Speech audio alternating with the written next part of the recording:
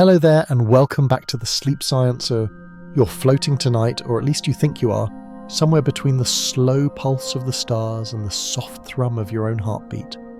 Around you the sky seems still, black, endless, weightless, but that calm is a lie. Every atom, every speck of dust, every sleepy planet out there is caught in a quiet ballet, gliding along invisible curves in the fabric of reality. You probably won't survive this trip if you take it literally, but don't worry, we're only falling through the mathematics of the universe tonight. So before you get comfortable, take a moment to like the video and subscribe, but only if you genuinely enjoy what I do here. Tell me where you're listening from and what time it is there. I always love knowing how far this sleepy little corner of science reaches. Now, dim the lights, maybe turn on a fan for that soft background hum, and let's ease into tonight's journey together. You begin by imagining the simplest thing, a drop of water leaving your fingertips and falling toward the ground. You watch it descend, smooth and certain, and your brain says gravity, a comforting single-word answer for something that's been tugging on us since the beginning of time. But Einstein, that troublemaker with the wild hair, whispered that maybe we've misunderstood what's happening. Maybe nothing is pulling at all. Maybe the Earth is simply bending the floor of space so that straight paths now curve. And when you drop that water, you're not watching it fall, you're watching it follow the shape of reality itself. It's a little like trying to walk straight on a globe. You start at the equator, marching confidently north, thinking you're keeping a perfect line. But keep going and you'll notice your path loop back, closing into a circle even though you never turned. The Earth's surface curved beneath your feet and your straight line wasn't straight after all. Historians still argue whether Einstein fully grasped the poetic weight of that idea when he first scribbled the field equations in 15, but it changed everything. The difference between force and geometry dissolved into the same fabric. Now you picture yourself stepping off a chair in slow motion. Instead of feeling a mysterious hand pulling you down, you imagine the floor curving upward, folding itself toward you. Your feet meet it not because you're dragged, but because space itself is bent in such a way that your straightest path intersects with the ground. Astronauts in orbit feel weightless for exactly that reason. They are not escaping gravity, they're riding along that curve, constantly falling but never hitting. The International Space Station is a perpetually falling laboratory, a bubble of humanity gliding through the gentle warp around Earth. The air around you tonight vibrates with the tiniest hints of that same curvature. Every breath you take slightly dents the space around you, minuscule, sure, but real. Mass tells space how to curve, curved space tells mass how to move. That's the beautiful trade Einstein described, like two partners leaning into each other during a slow dance. Newton once imagined invisible threads of gravity stretching between masses, but Einstein replaced them with this serene choreography of geometry. It helps to think of a trampoline. Yes, the old analogy again, but let's make it cozier. Imagine a midnight blue trampoline stretched tight, dew glistening on its surface. You set a bowling ball in the middle and the fabric dips. Now roll a marble nearby. It spirals toward the ball, tracing the slope in the sheet. To your sleepy eyes, it looks as though the ball is pulling the marble, but it's really just guiding it along the curve. The only catch, of course, is that in real life space isn't a two-dimensional sheet. It's a four-dimensional continuum, with time woven in. But that trampoline image, however flawed, still whispers the right idea. Gravity is geometry. There's a fun historical tidbit buried in this story. In 1919, just a few years after Einstein's theory was published, British astronomer Arthur Eddington led an expedition to observe a total solar eclipse. During that eerie midday twilight, his team photographed starlight passing close to the sun. When the pictures were developed, the stars appeared slightly shifted, bent by the sun's gravity. The result confirmed Einstein's predictions and turned him overnight from a quiet patent clerk turned theorist into an international celebrity. Newspapers screamed, "Lights all askew in the heavens," which sounds more like a poetry line than a headline. Still, not everyone bought it at once. Some physicists grumbled that it was a lucky measurement, that the math was too strange to be real. Historians still argue whether Eddington's data was as clean as he claimed, or if enthusiasm smoothed a few rough numbers. But over the following decades, more evidence stacked up. The bending of light, the precession of Mercury's orbit, the clocks that tick slower near massive objects, all consistent with curved space-time. Back in your drifting mind, you picture those curves as invisible rivers running through the night sky. Every planet floats in its own eddy, every moon caught in gentle whirlpools of space. You sitting there with your eyes half closed, a part of it too. The atoms in your body are following slightly warped paths through the Earth's gravitational well, so subtle that you'll never feel them. Even your phone balancing on your nightstand experiences a time flow infinitesimally slower than a satellite's clock above. The universe keeps score in decimals so tiny they border on poetry. But there's an even stranger layer to this bedtime revelation. According to Einstein's math, if you could remove all mass and energy, strip the universe of every speck, you'd be left not with perfect stillness, but with a flat, infinite coordinate grid where straight lines never meet. Yet the moment you add even the smallest particle, the grid distorts. Space and time are responsive. They are not passive backgrounds, but participants. You can almost imagine them sighing under the weight of existence. Let's sneak in one quirky thought before you drift too far. Some ancient philosophers, long before telescopes or relativity, suspected that the heavens might be curved. The Greek thinker Pythagoras believed celestial motions traced perfect circles because the universe itself preferred them. Centuries later, in the 19th century, mathematicians like Gauss and Riemann proved that curvature didn't require a higher dimension. It could exist purely within the surface. That realization planted the seed Einstein would later water with relativity. Funny how a hunch from 500 BC eventually bloomed into GPS satellites correcting for time dilation.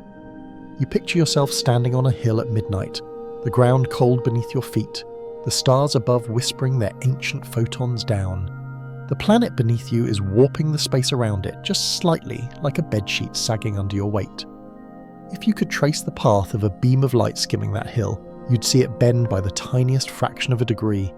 But scaled up, around stars, around galaxies, that tiny bend sculpts the cosmos. Light arcs, galaxies lens one another, and the universe paints with distortion. There's a gentle irony in all this. You're not standing still even now. The Earth spins, orbits, and the galaxy itself swirls in a cosmic waltz. Yet you never feel it because motion in curved spacetime is relative. Einstein's equations don't care where you claim to be, they care how your path bends.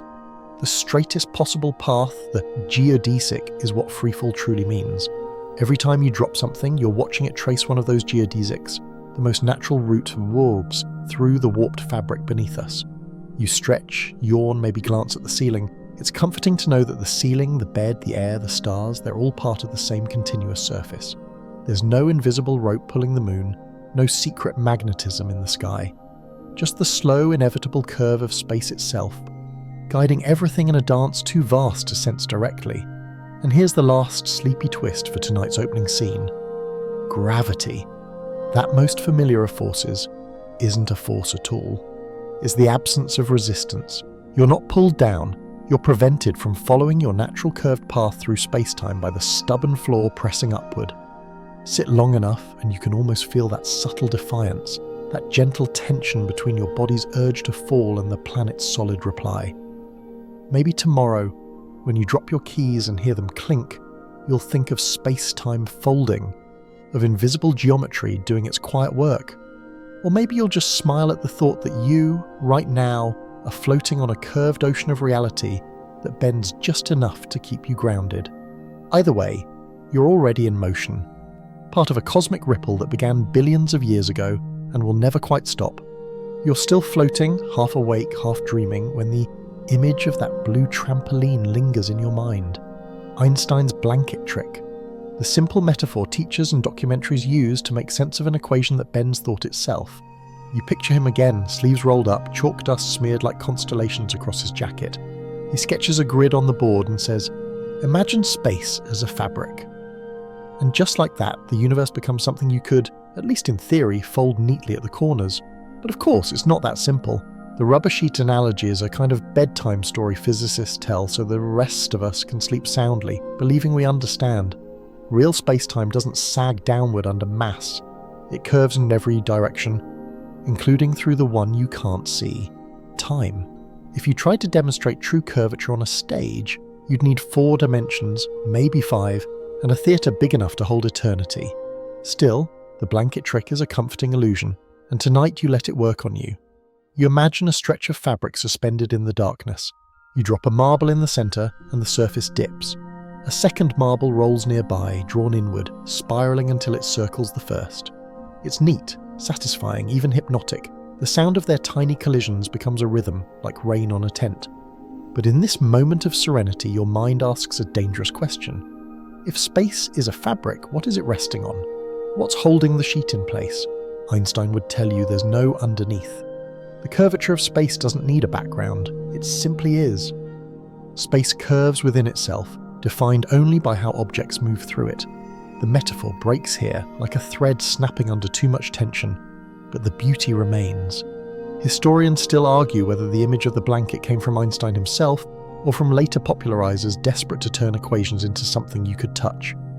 Either way, it survives because it's human. We crave something soft to grab when we talk about infinity. You take a slow breath, feeling for that imagined fabric beneath you, warm and yielding, like a comforter that's somehow alive.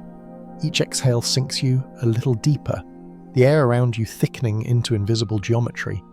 You remember that in reality, space isn't a thing you could ever hold. It's a set of relationships, distances and durations that shift when mass and motion enter the scene. When Earth curves space-time, it doesn't push on anything. It merely changes the rules of straightness. Let's test that with a sleepy experiment. Picture two astronauts drifting side by side, perfectly still relative to each other. They let go of a pair of floating spheres, identical, smooth, shining silver. The spheres start to move toward each other, slowly, silently. To an outside observer, it looks like a force pulling them together. But to the astronauts, nothing pushed, nothing pulled. The spheres simply followed the geometry written into space-time by their own combined mass. It's a quiet truth. Gravity doesn't need invisible strings, it needs only the right curves. You roll onto your side in thought, and this mental image shifts. The sheet of space becomes enormous, rippling like an ocean under a soft wind. The stars are islands, massive and unfeeling, and the ripples between them carry invisible stories. Somewhere out there, near a galaxy's heart, space folds so tightly that light can't escape. The ultimate wrinkle in the cosmic blanket. You'll visit that later, but for now, stay with the gentle folds, the shallow dips, the ones that make planets orbit and moons dance. Here's a historical fact that always feels a little dreamlike. Before Einstein, mathematicians Carl Friedrich Gauss and Bernhard Riemann had already mapped how curvature could exist in a world without edges. They imagined surfaces where triangles had more or less than 80 degrees, spaces where parallel lines could meet or diverge. Their work was pure geometry, abstract and clean. Yet decades later, Einstein turned those ideas into physics, into something that governed how you fall out of bed in the morning. It's like discovering that the doodles in a math notebook actually control the tides.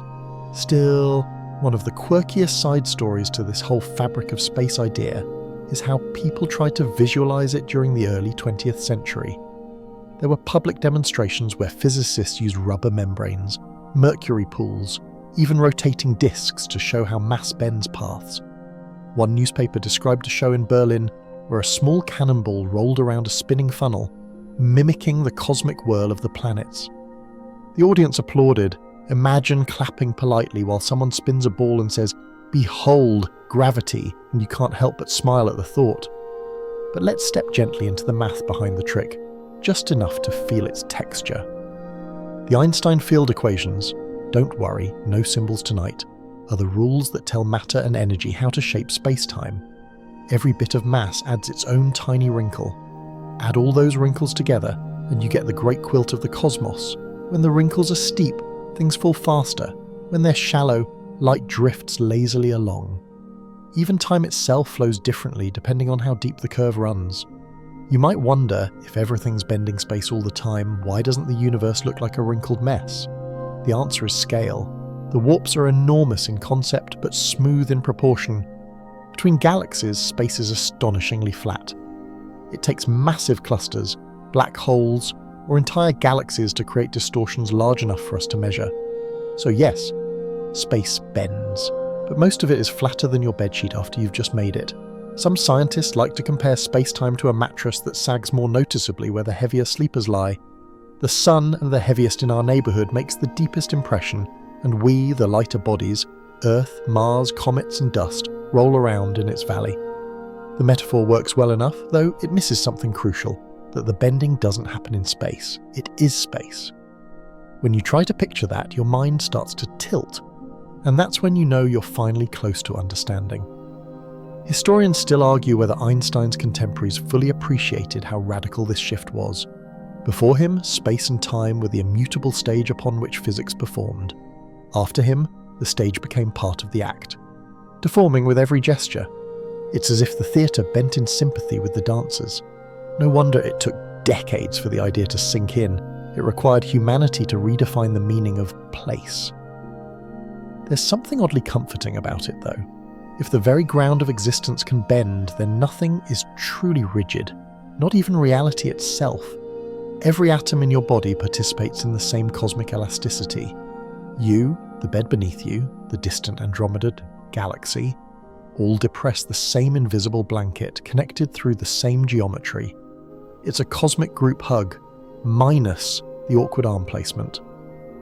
Now, for one more dreamy twist before this section fades, the blanket analogy hides a deeper implication.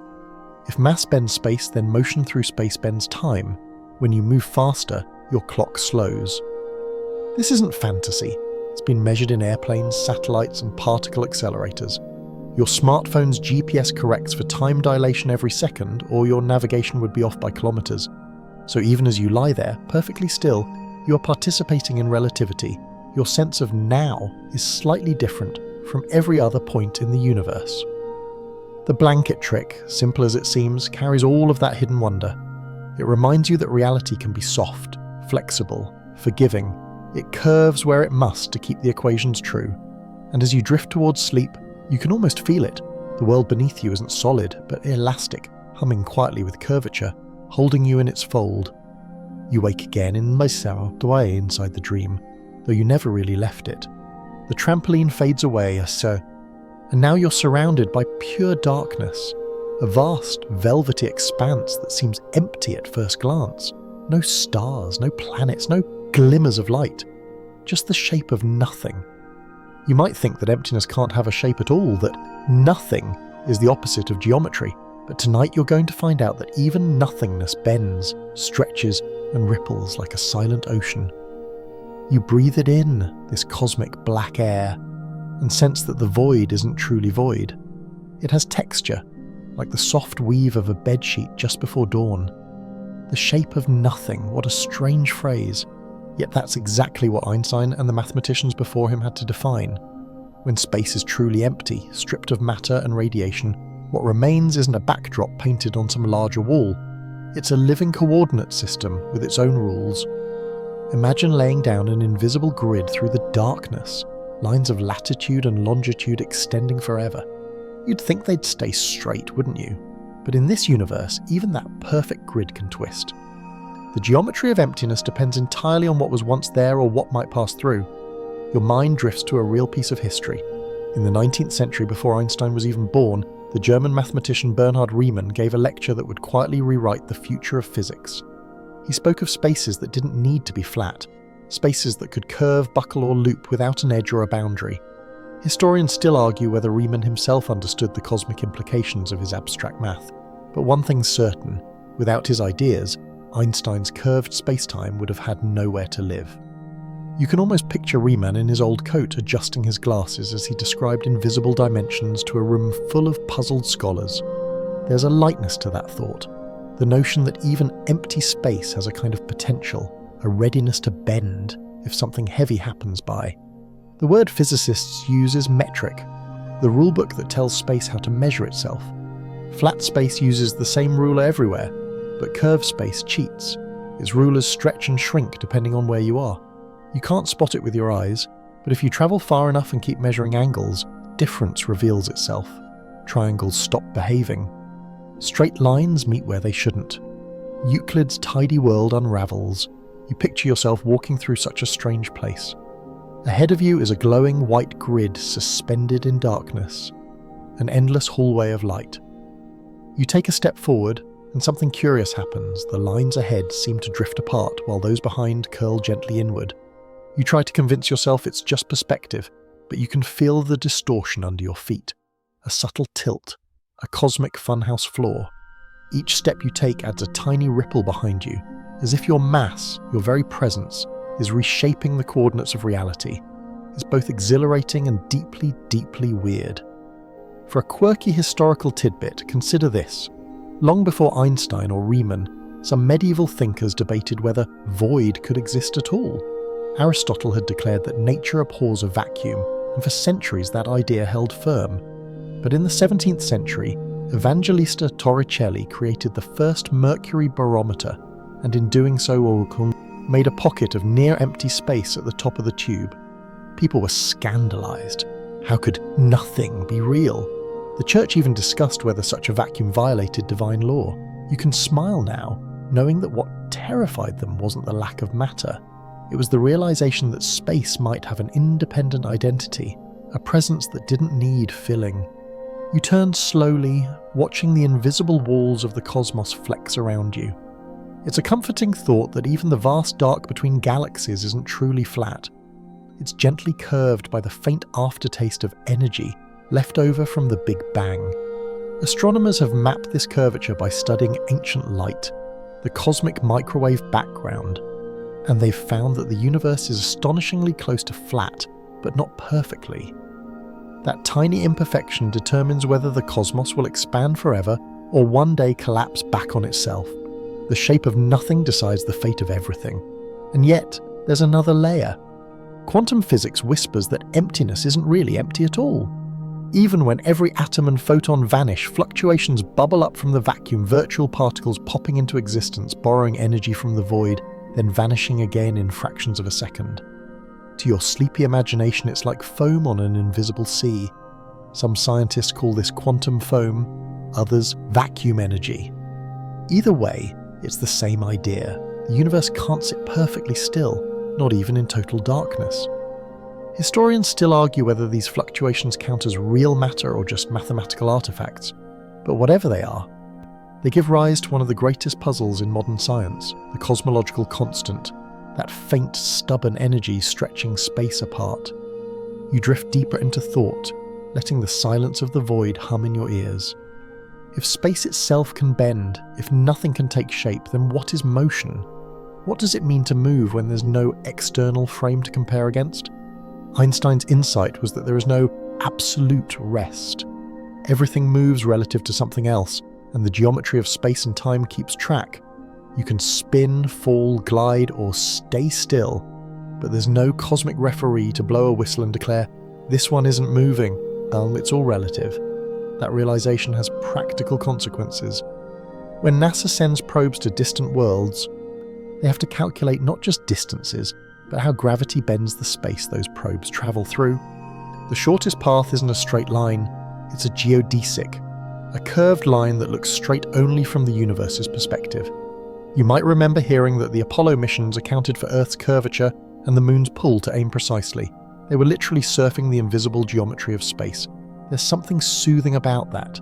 The idea that geometry isn't just abstract chalk marks on a board, but the secret script behind every orbit, every falling apple, every breath. Even now, as you breathe slowly, the atoms of your lungs push against air that's following those same invisible rules. You're immersed in a field of soft geometry, too gentle to notice, but always there. Here's a strange thought to tuck under your pillow. If you could fold the universe perfectly, aligning all its curves, you might end up back where you started without ever turning around. Some cosmologists speculate that our universe could be finite but unbounded, like the surface of a sphere but in 4 dimensions. Travel far enough in one direction and you'd loop back to your origin. No edge, no wall, no beyond, just endless continuity. Historians still argue whether the available data supports that, but the concept lingers, deliciously paradoxical. You close your eyes and the 10-dimensional grid fades. You feel the void itself pressing softly around you, warm and strangely maternal, and you realize that even emptiness has weight. Even absence has personality. The shape of nothing might just be the most mysterious shape of all. In the quiet, you can almost hear space breathe, a long, patient exhale that's been going on for 13 billion years. You're still adrift in that formless dark, the echoes of geometry fading behind you. when something subtle changes. The feeling of falling returns. Except now you understand that the word falling doesn't quite fit anymore. You're not being tugged or pulled by an invisible force, you're simply following the path the universe has drawn for you. This is what Einstein called free fall, and it's the purest kind of motion. You're not being acted upon. You're moving through curved space-time, gliding along its natural lines like a leaf in a slow current. Tonight, you'll learn what it means to fall without force. You think back to Newton and his apple. It's the story everyone learns. An apple drops, a head gets bonked, and gravity is born. Of course, that's the simplified bedtime version. Newton didn't need an apple to tell him the obvious, that things fall. What fascinated him was why the same invisible rule that made apples drop also kept the moon from flying away. His theory of universal gravitation explained it elegantly. Every mass attracts every other mass with a force proportional to their sizes and inversely to the square of their distance. Clean, predictable, precise. For centuries it worked perfectly. But then Mercury misbehaved. That tiny sun-scorched planet refused to orbit exactly as Newton's equations predicted. Its path wobbled just a little, but enough to taunt astronomers. Some thought there must be another planet tugging at it, a Vulcan hidden near the sun. Others blame measurement errors. Historians still argue whether the mystery would have been solved without Einstein, but his general theory of relativity erased the need for Vulcan entirely. It wasn't an unseen planet causing Mercury's quirk, it was the sun's intense curvature of space-time. And that's where you find yourself now, drifting past Mercury's orbit in your imagination. The sunlight here is sharp and golden, slicing through the vacuum like liquid glass. You can almost feel the distortion, the way light itself bends just slightly as it grazes the solar surface. You're not being pulled toward the sun. You're sliding along a warped trajectory the sun's mass has carved into space, falling without force, moving straight in a space that isn't straight. To feel it properly, picture yourself in an elevator, a classic Einstein thought experiment. You're sealed inside, no windows, no sound from outside. The floor begins to accelerate upward, pressing gently against your feet. You'd swear you were standing still in a gravitational field. Now imagine the opposite. The elevator begins to free fall, plunging downward through space. For a few blissful moments, you feel weightless, your hair floating, your body drifting perfectly in sync with the falling cabin.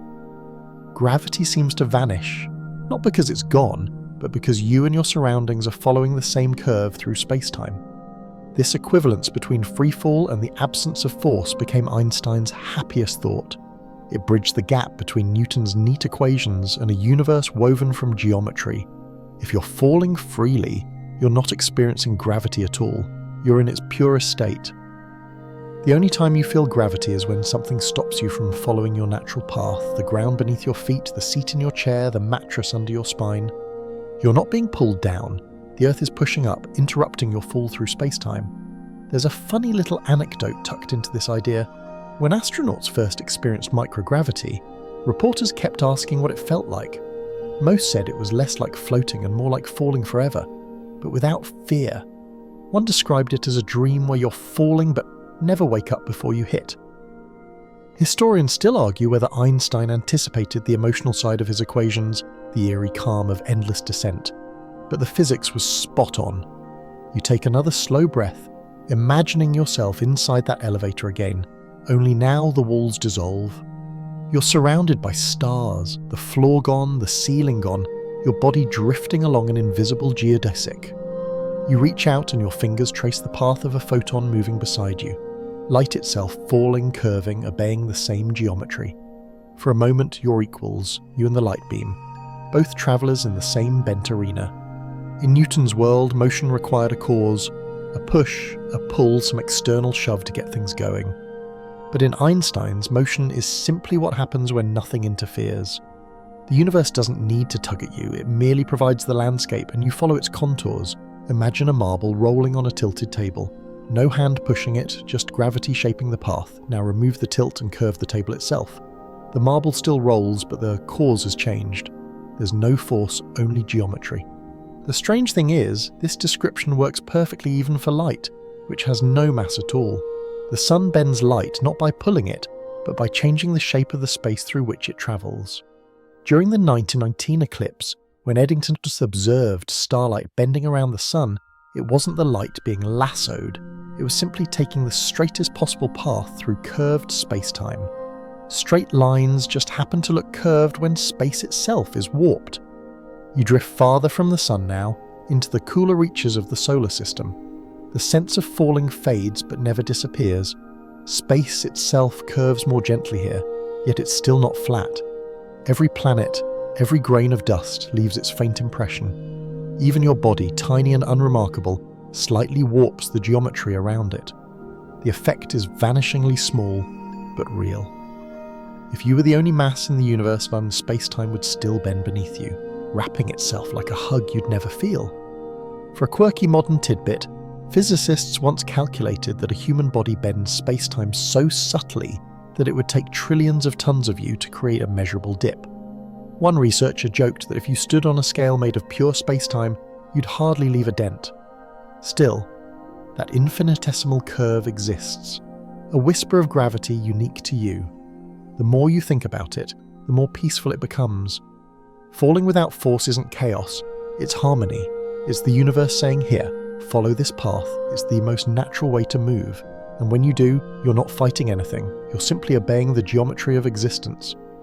Astronauts orbiting Earth, comets looping around Jupiter, dust swirling through a beam of sunlight, they're all falling together forever. You feel it now, that serene surrender. The realization that you are, at this very second, in freefall around the sun, just like the Earth itself. The only reason you don't feel it is because the planet beneath you is in perfect harmony with your motion. You're falling together side by side like two dancers whose steps match so perfectly that gravity becomes invisible. So the next time you feel heavy, remember this. Your weight isn't the universe pulling you down, it's the Earth's quiet resistance to your natural fall through space-time. You're already moving exactly as you should, gliding through curved reality, without force, without struggle. The fall never ends, and that's the beauty of it. You're still gliding through that soft, invisible current when a peculiar shimmer appears before you, something not of space but of time. Up until now, you've treated time like a polite extra dimension that tags along for the ride, an obedient clock quietly ticking in the background while space does the dramatic bending. But tonight, time finally steps forward, demanding attention. You feel it first as a subtle thickening of the air, a sense that moments have texture. Seconds stretch, minutes melt, and suddenly you realize the truth that Einstein whispered to the world. Space and time aren't separate fabrics, there are threads in the same woven sheet. When space curves, time bends with it. Imagine the scene: you're standing near a massive planet. Its gravity strong enough to hold moons captive. Your heartbeat sinks to the faint rumble of the planet's rotation. Now, somewhere far above you, let's say out in orbit, your twin floats, perfectly still, their watch ticking at a steady pace. Down here, near the surface, you check your own watch. The seconds drag just a little slower. Your heartbeat feels heavier, your thoughts more languid. Up there, your twin ages faster. You're not imagining it. This is gravitational time dilation, a quiet gift from curved space-time. It's strange to think that down and slow can be the same thing, but the universe insists they are. The deeper you sink into a gravitational well, the slower time flows. You can measure it with atomic clocks, tiny instruments so precise they lose less than a second over billions of years. Scientists have placed one clock on a table and another a few centimeters higher, and guess what? The lower clock ticks ever so slightly slower. Historians still argue whether Einstein expected his equations to produce such measurable effects at human scales, but the proof couldn't be clearer. Time bends when space does. You drift backward through history now to the early 20th century, when the concept of space-time was born from the merging of two ideas, Einstein's special relativity and Hermann Minkowski's mathematical insight. Minkowski, Einstein's former teacher, presented the notion of a unified four-dimensional continuum where space and time were inseparable. Einstein initially found it cumbersome, even calling it superfluous learnedness, but within a few years, he realized it was the key to everything. You picture Minkowski on a lecture stage, sketching four axes in chalk. One of them labelled time, saying in his careful German, Henceforth, space by itself and time by itself shall sink into mere shadows. The phrase lingers in your ears. Space and time sink into shadows. You let the words unfold inside your mind. It's not just poetic, it's literal. Time doesn't flow separately from space, it curves, stretches and folds right alongside it. When a massive object warps space-time, it's really warping the geometry of events. Every moment, every motion, every tick of a clock bent together in a single, seamless structure. Now you imagine travelling close to a black hole, that great cosmic sculptor of time. As you approach, the clock on your wrist slows almost to a halt, while the universe around you seems to race forward. From far away, an observer would see you frozen, trapped at the edge of time itself. Yet from your own point of view, everything feels normal. Your thoughts, your heartbeat, your gentle breathing, steady as ever. That's the trick of relativity. Each observer experiences their own rhythm, and all rhythms are valid. There is no single universal time. It is one of the great philosophical shocks of modern science that the ticking of the cosmos depends on where you are and how fast you're moving. Before Einstein, people imagined time as an infinite river, flowing evenly everywhere. Now you know it's more like a collection of streams, each winding through its own landscape of curvature. Historians still argue whether the human mind can ever truly feel that, whether we can internalize a universe where now means something different for everyone.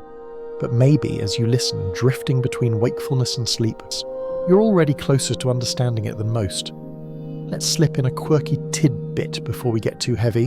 In 1971, physicists Joseph Haffel and Richard Keating flew atomic clocks on commercial jets around the world, one eastward, one westward, and compared them to clocks that stayed on the ground. When they landed, the airborne clocks disagreed by mere billionths of a second, but exactly as Einstein predicted. That tiny discrepancy was proof that motion and gravity both bend time. So yes, even your last vacation flight made you age a few nanoseconds differently from your luggage. You smile at the absurdity of it. Time travel, it turns out, isn't the business of flux capacitors and wormholes. It's just physics happening quietly in the background. The future isn't waiting somewhere else. It's unfolding here, moment by moment, along a curved timeline that loops through the same four-dimensional fabric you walk through every day. To picture it more clearly, imagine a loaf of bread. Each slice is a moment in time. To us, life feels like moving from one slice to the next, but to the universe, the whole loaf already exists. All slices, past, present, and future, sit together. Musamu, part of one unbroken loaf of space-time. Motion isn't the loaf moving, it's us, tasting one slice after another. Einstein once said that for those who understand relativity, the distinction between past and future is a stubbornly persistent illusion. It's comforting in a way, like realizing that every second of your life still exists somewhere, preserved in the geometry of the cosmos. You shift your focus back to Earth for a moment. GPS satellites orbit high above, their clocks ticking faster than the ones on the ground. Without constant corrections for time dilation, your phone's navigation would drift by kilometers each day. Somewhere out there, engineers are quietly bending time so you can find your way to the nearest coffee shop. It's both humbling and hilarious. The universe's deepest truths keeping your caffeine schedule intact. As you float deeper into thought, you realize how seamlessly this merging of space and time explains everything you've seen so far. The planets don't just move through space, they travel through space-time, tracing paths that balance their motion in both dimensions. When you fall, you're not being pulled downward, you're sliding through the time-curved section of space-time's fabric. Even light, that restless traveller, moves at a constant speed not because of some cosmic rule, but because the structure of space-time demands it. You let yourself drift with that thought, feeling the seconds stretch and contract around you like soft waves. Maybe you even feel your own heartbeat as a kind of clock, ticking a little slower tonight under the weight of understanding. And somewhere faintly you sense the entire universe ticking too, galaxies expanding, stars burning, atoms vibrating, all following the same curved rhythm. The lesson is gentle but profound. You can't bend space without bending time, and you can't exist in one without the other. They're partners, inseparable and eternal, carrying you quietly through a four-dimensional waltz that never stops. And as you float in that waltz, weightless and calm, you realize something else.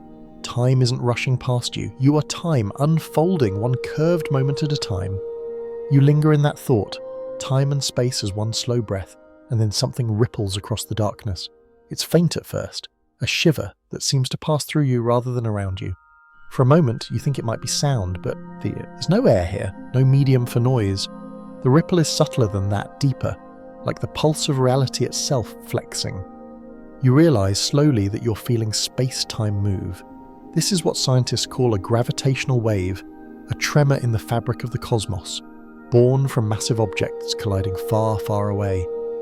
You're about to learn what it feels like when reality itself quivers. Imagine two black holes spiraling around each other, locked in a gravitational embrace. They're invisible, but their presence twists everything nearby.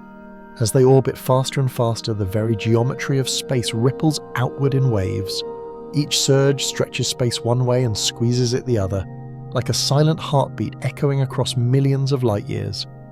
The waves travel at the speed of light, carrying news of the collision to every corner of the universe, including, eventually, to the quiet little planet where you're listening right now. You remember hearing about this once, 2015, the year the LIGO detectors first caught one of those ripples. Two black holes, 30 times the mass of our sun each, collided more than 1 billion light-years away, and yet the vibration reached Earth so gently that it changed the length of LIGO's 4-kilometre tunnels by less than 1,000th the width of a proton. Historians still argue whether Einstein would have been thrilled or quietly smug. After all, he predicted gravitational waves back in 1916, but later doubted they could ever be detected. It took a century, but the cosmos eventually confirmed his whisper. You picture the LIGO observatories now, twin giants listening to the universe. Each one is a massive L-shaped vacuum chamber, buried in silence, waiting for the faintest flex in space-time. When a wave passes through, one arm stretches while the other compresses, and lasers measure the difference. To the rest of us, that measurement is a number, a minuscule blip, but to physicists it's a song. They've actually translated those signals into audio, and when you listen you hear a chirp, brief and haunting, the death cry of two black holes merging. It's the sound of gravity itself. Ringing like a bell. Close your eyes for a moment and imagine it, not as sound but as sensation. A pulse that doesn't move through you but is you, because space and time themselves are what's vibrating. Everything in existence, including your atoms, your memories, your heartbeat, stretches and compresses by a microscopic amount. It's almost romantic in a cosmic sense that you and the entire universe move in sync for an instant. A wave passes, and every point in space dances together, just a little. There's something humbling about that discovery. For centuries, humanity imagined the heavens as distant and untouchable, their light reaching us but their motion silent. Now we know that when stars die, when galaxies collide, when black holes merge, the whole universe feels it. Space is not static, it's alive. Elastic, capable of carrying echoes across time. You're living inside an ocean, and every now and then you catch a gentle tide from a storm billions of years old. Here's a curious historical tidbit. In the 1960s, before LIGO existed, an experimental physicist named Joseph Weber tried to detect gravitational waves using giant aluminum cylinders he called Weber bars. He claimed to have heard faint signals, but no one could replicate his results. Historians still argue whether he truly glimpsed something real or was deceived by noise, but his dream was pure. Without Weber's stubborn belief that space-time could be listened to, the later success of LIGO might never have happened. Sometimes science advances not through certainty but through beautiful obsession. You drift alongside one of those invisible waves now, letting it carry you like a leaf on a black ocean. Each crest and trough stretches not just distance but time itself. For a split second you feel lighter, then heavier, though not in any physical way. It's more like your existence sways gently, keeping rhythm with the universe. You think about all the waves passing through Earth at any given moment, so faint that we never notice. Billions of tiny ripples, each one a whisper from some distant catastrophe. You could say we live in the quiet hum of eternity. There's a funny thought buried here. If you could somehow amplify these waves to human scale, standing between two mirrors that flexed visibly with each passing pulse, you'd experience the strangest dance. Your body stretching a little taller one instant and a little wider the next.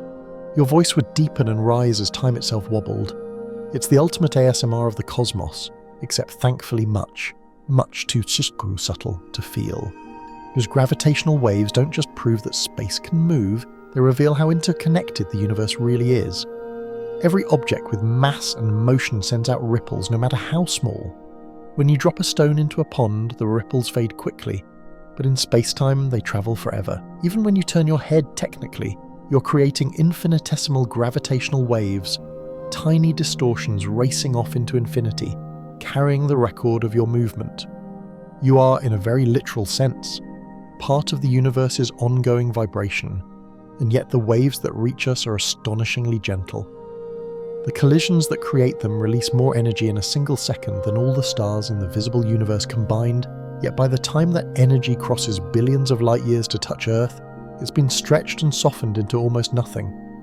You can't feel it, but it's there, passing through you right now as you listen.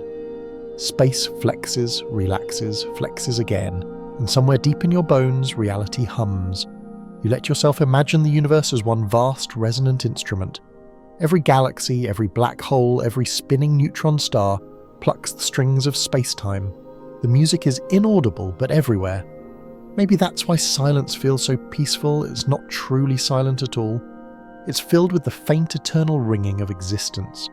And as that thought settles in, you can almost sense a rhythm behind your breathing, a sync with the cosmic pulse. For a moment, you aren't just in the universe, you are the universe moving as one. The next time you hear the word gravity, maybe you'll think of it not as something pulling you down, but as something singing, low, deep, and endless, across the fabric that holds everything together. The ripples fade, and once again, stillness takes over. You're adrift near a golden sphere, the sun, so familiar that you almost forget how strange it truly is. You can feel its gravity shaping the space around you, though now, after everything you've learned, you know better than to call it a pull. The sun doesn't reach for you. It molds the geometry you float in, like a heavy bead sinking into the invisible fabric of space-time. Everything near it follows those curves, including the light that spills from its surface. And that's tonight's quiet revelation. Light, the straightest traveller in the universe, bends. You blink through the glow. Every photon leaving the sun's surface must climb out of a gentle valley, losing energy along the way. To distant observers, the sun's light looks slightly redder, stretched by the climb through warped space-time. You drift to the side and watch a distant star pass just behind the sun's edge. Its light arcs, barely, delicately, but enough that it reaches your eyes when it shouldn't. This single curve in a beam of starlight once shook the world. The year was 1919. The Great War had just ended, and the world was hungry for hope, for something noble that wasn't made of gunpowder or grief. That summer, British astronomer Arthur Eddington set out for the island of Principe, off the coast of Africa, carrying fragile telescopes and an even more fragile dream, to test Einstein's new theory of general relativity. During a total solar eclipse, he planned to photograph the stars near the darkened sun and measure whether their light bent as Einstein predicted. Historians still argue whether Eddington's data was pristine or merely persuasive, but the story endures. When he returned with photographs showing that the stars had shifted by exactly the right amount, 1.75 arc seconds, Einstein became a global icon overnight. Newspapers declared, "Lights all askew in the heavens." The phrase sounds whimsical now, like a line from a sleepy poem, but at the time it was revolutionary. It meant that Newton's vision of gravity as a force acting across empty space was gone, replaced by a new vision where mass reshaped the very arena of existence. For the first time, humanity had proof that even light, pure, massless, constant, bowed to geometry.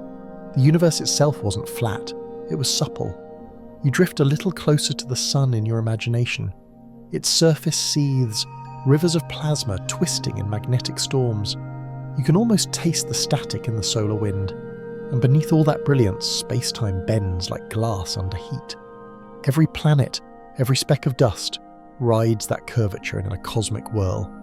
Mercury dances closest, its orbit slightly askew because this space near the sun is steeper than Newton ever guessed. The sun's grip is gentle but relentless, a slow, elegant spiral written in geometry rather than force. Let's pause for a quirky side note. Before Eddington's expedition, Einstein's theory was considered exotic. The kind of math that lived in academic papers no one read. But after the eclipse results were announced, people everywhere started naming their dogs, racehorses, even cigars, Einstein.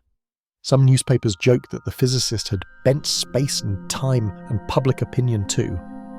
It's one of history's rare cases where a scientific experiment changed not just knowledge but culture.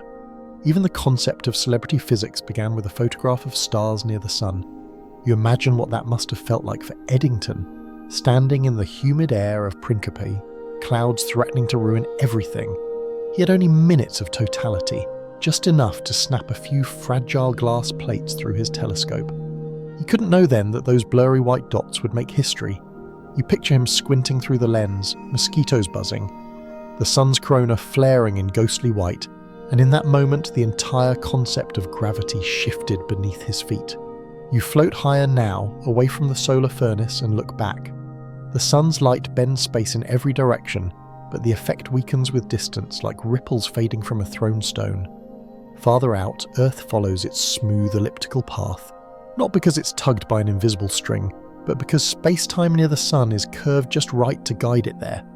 Einstein's equations ensure the balance holds, motion as geometry, orbit as elegance. There's a philosophical calm to that. The sun doesn't command the planets, it instructs them. It shapes the playing field and they move along its contours.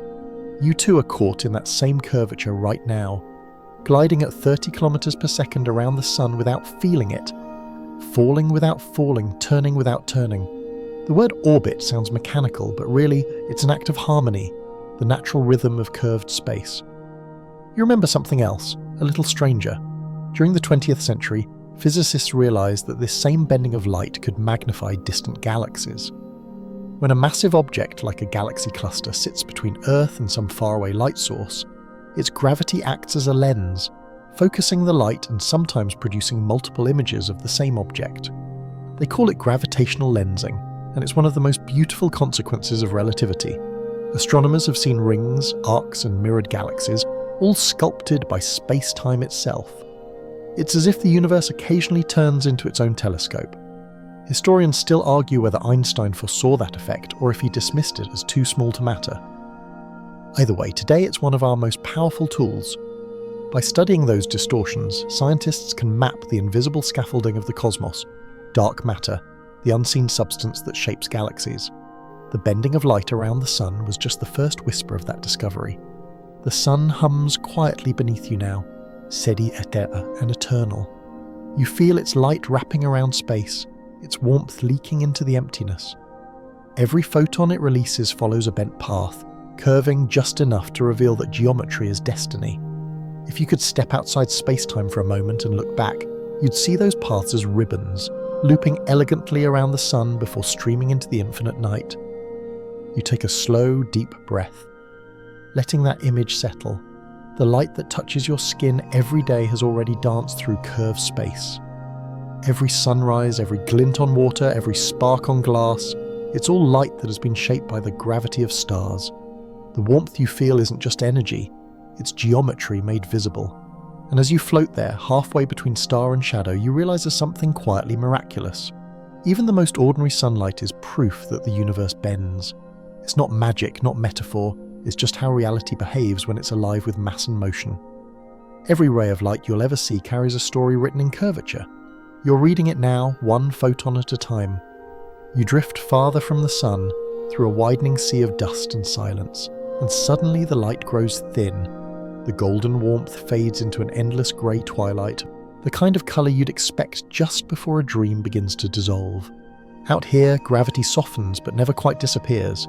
It only stretches its influence until it becomes something subtler, slower, more patient. Ahead of you hangs a darkness deeper than any you've ever imagined.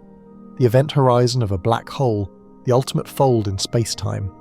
You feel it before you see it, a quiet pressure in your thoughts, as if even your imagination must bow before it. The phrase black hole sounds poetic, but it began as a joke. In 1967, physicist John Wheeler used it during a lecture, and the name stuck. Before that, people have said frozen star, which sounds more like a dessert than a doorway to nowhere. Yet the idea predates Wheeler by centuries. In 1783, An English clergyman named John Michell proposed that a star could grow so dense that light itself couldn't escape. He had no relativity, no field equations, just Newton's gravity and bold intuition.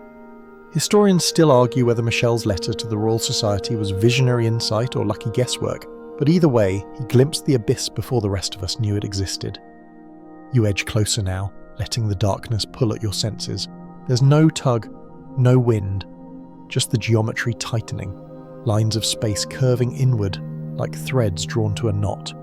The stars behind you distort, stretching into luminous arcs. Time itself begins to thicken, your heartbeat slows, though you can't tell if it's physics or fear. According to Einstein's math, the curvature here becomes infinite. Space folds back on itself so sharply that every path points inward. You're not falling into the black hole, you're following space-time's command to move straight ahead.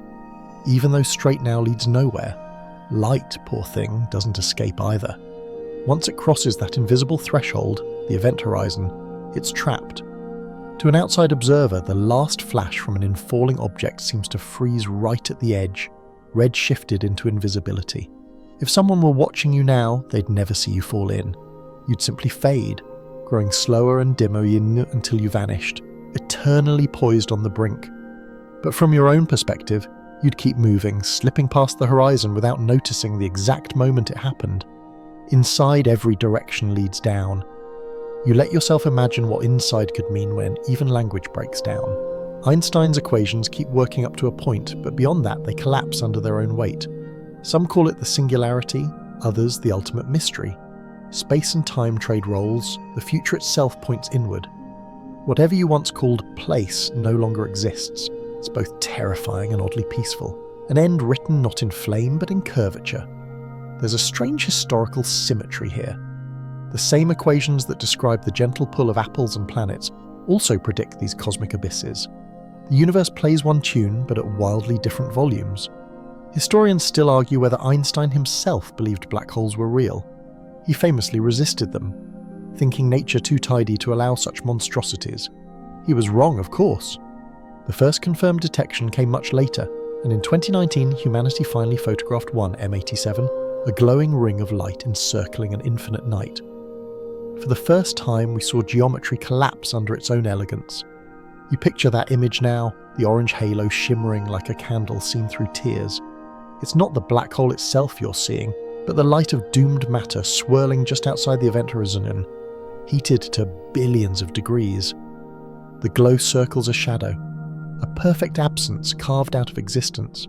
It's beautiful in the way thunder is beautiful, violent but inevitable. Here's a quirky tidbit to lighten the darkness.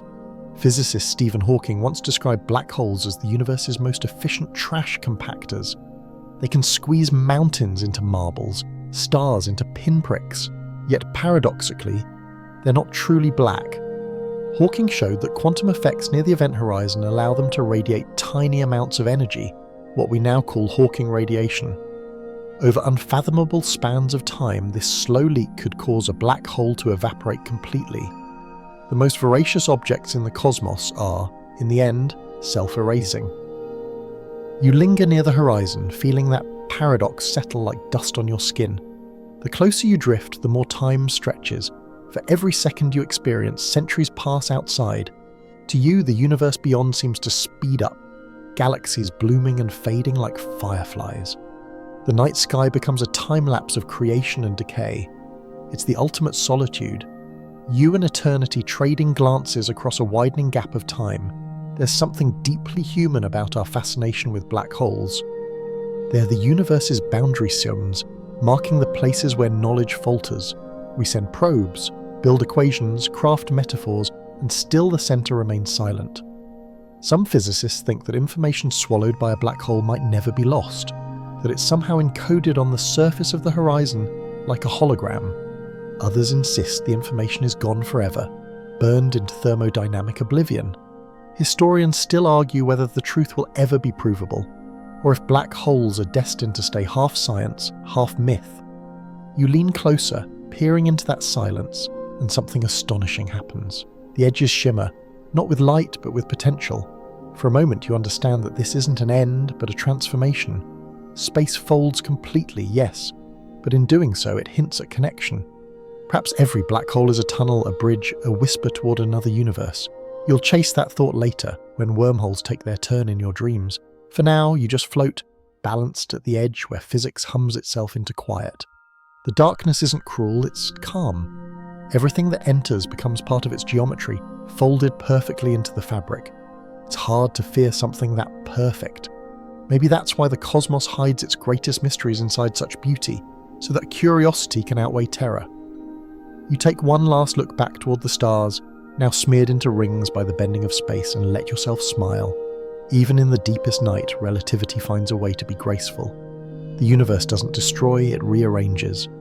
You can feel that now, like a heartbeat under the surface of reality. You drift away slowly, letting the pull fade until the stars return to their proper shapes. The sun glows faintly behind you once more, patient and round, as if nothing extraordinary had happened. But you know better. You've seen the ultimate fold. You've watched light itself bow and vanish, and somewhere deep inside you've carried a tiny piece of that calm darkness with you, a reminder that even endings can be curved.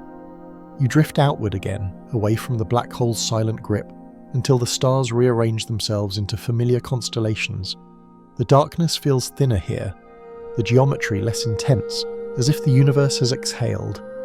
But there's a question nagging at you, one so obvious that it feels almost rude to ask. If space can bend, does it ever end? You glance around, trying to spot an edge, a wall, some boundary where existence stops and non-existence begins, but of course there's none. The paradox of the edge begins to unfold. You remember being a child, maybe lying in bed staring at the ceiling, asking yourself the oldest question in cosmology. What happens if you go to the end of space and keep going?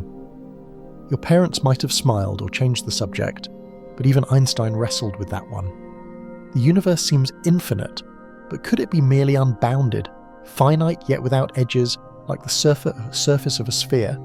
Historians still argue whether he truly believed in a finite universe or if he just found the infinite too messy to calculate. Either way, he planted a seed that grew into one of cosmology's most persistent mysteries. Does space loop back on itself? To feel it, imagine yourself walking across the Earth. You start heading east, one steady step at a time. You never hit a wall, never fall off an edge, yet eventually you find yourself back where you began. The surface of Earth is finite, but it has no boundaries. Now, stretch that idea into 3 dimensions. The universe could work the same way. No edges, no borders, just an eternal loop where every straight path eventually returns home. You test the thought by moving forward through the imaginary void. The stars ahead shift slightly, as if the sky itself is bending to meet you. Maybe you could fly in one direction forever, and one day find the back of your own head staring into the future.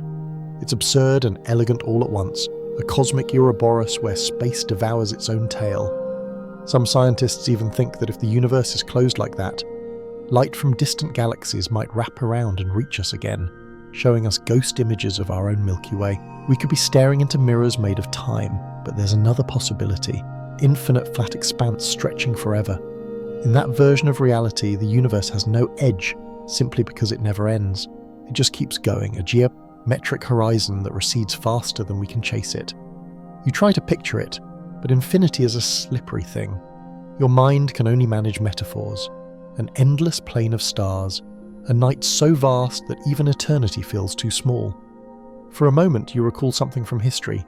Edwin Hubble, 1929, peering through his telescope at Mount Wilson and discovering that distant galaxies weren't static but moving away. The farther they were, the faster they fled. Space itself was stretching.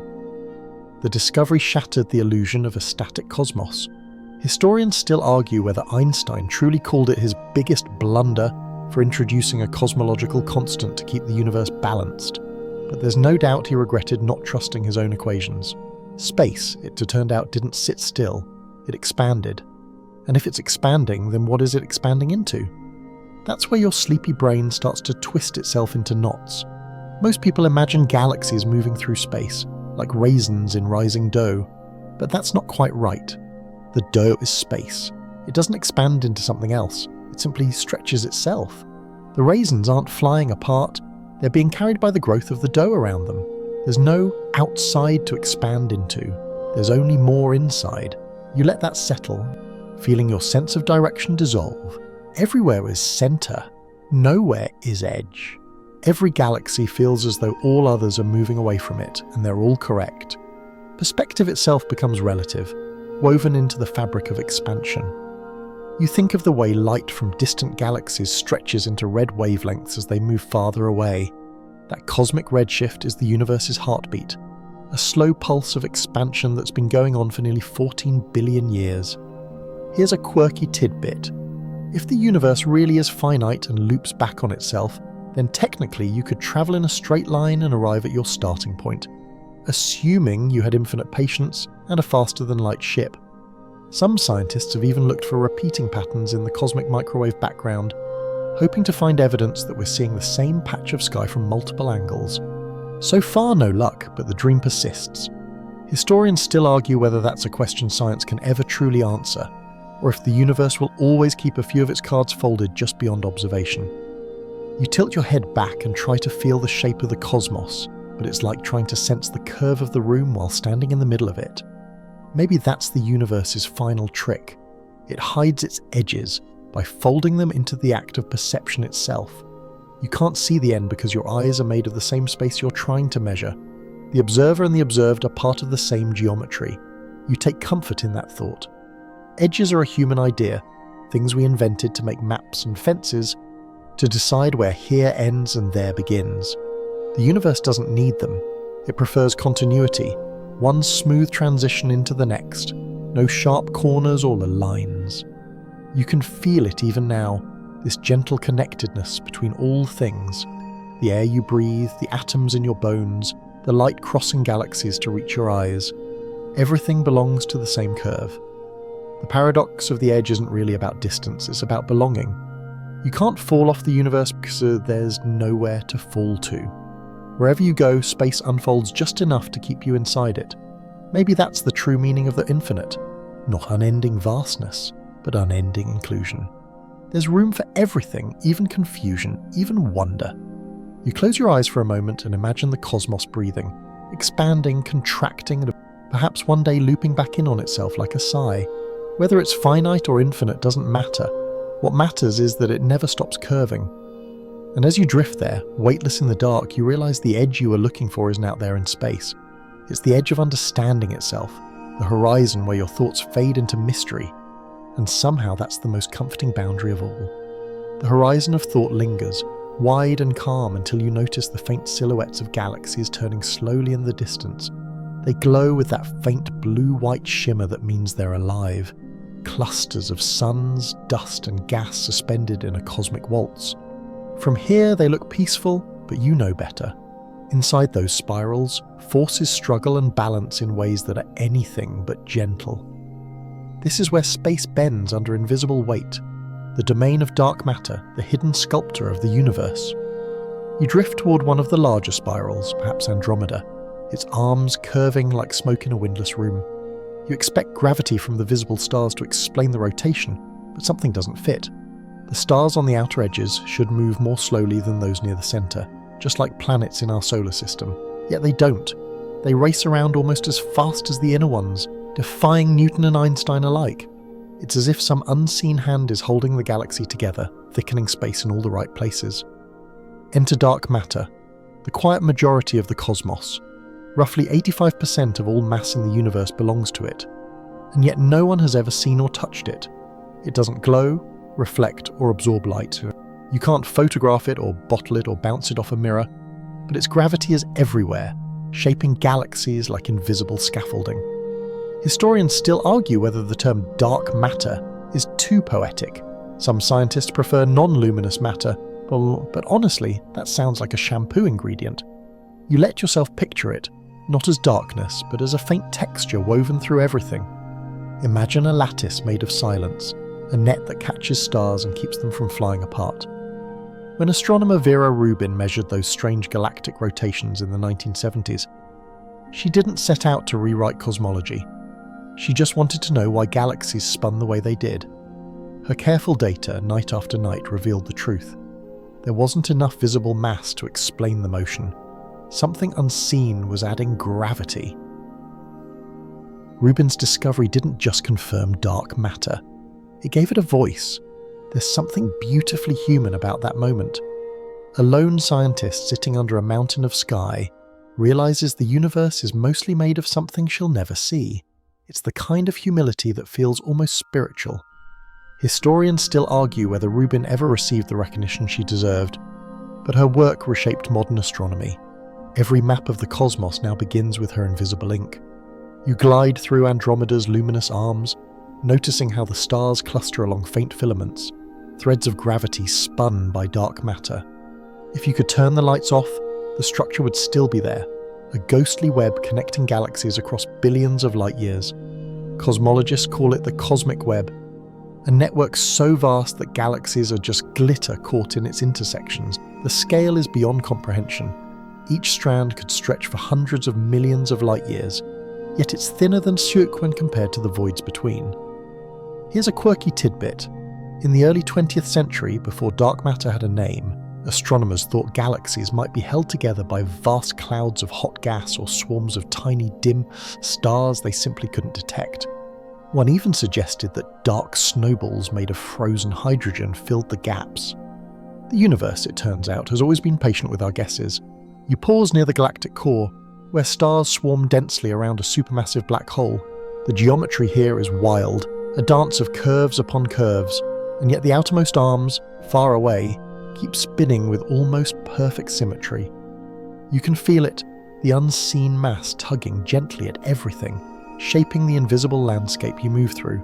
If you could see gravity the way you see colour, the galaxy would glow not from light but from depth, a three-dimensional ripple frozen in motion. You think about how scientists have tried to catch dark matter in the act. Deep underground, in old mines and mountains, they have built detectors filled with liquid xenon and lined with ultra-sensitive sensors. They're waiting for one particle of dark matter to bump into an atom just once and produce a whisper of light. Years pass in silence. Still, the experiments continue. Some physicists joke that dark matter is like that one friend who never texts back but keeps everyone's group chat alive. The debate remains open. What is it? Perhaps weakly interacting massive particles, WIMPs for short. Maybe axions, hypothetical particles lighter than anything known. Or maybe gravity itself behaves differently at galactic scales, needing no dark matter at all. Modified Newtonian dynamics, MOND, is the alternative, adjusting the laws rather than inventing new matter. Historians still argue which idea will survive the next century. For now, dark matter remains both ghost and glue, invisible yet indispensable. You drift higher, far above the galactic disk, until Andromeda lies below you like a glowing whirlpool. You can see the faint halos of light, each one evidence of something unseen bending space-time around it. If you could lay a grid over this view, the lines would bow inward everywhere, pulled by the hidden mass. That's how astronomers detect dark matter indirectly, through gravitational lensing. Light from distant galaxies bends more than visible mass alone can account for. The curves of space-time reveal the presence of what refuses to shine. It's funny in a cosmic way. Darkness reveals itself by bending light. The universe, it seems, loves used irony. You think about the sheer generosity of that structure. Dark matter doesn't hoard or destroy, it holds everything together. Without it, galaxies would unravel, stars would drift away, and life would never have formed. The very atoms in your body owe their existence to something that refuses to be seen. You're built from light, yes, but you're held together by darkness. As you drift onward, you feel the soft weight of that truth settle in. Space bends not only because of what we can measure, but also because of what we can't. The universe hides most of its mass behind a veil, perhaps to remind us that knowledge, like gravity, deepens with what we don't see. Somewhere below, Andromeda keeps spinning, its stars following the invisible instructions older than time. The dark matter doesn't care for credit, it just keeps the rhythm. And as you float into the quiet void between galaxies, you realize that the unseen might just be the universe's favorite form of beauty, one that can't be photographed, only felt in the bending of everything around it.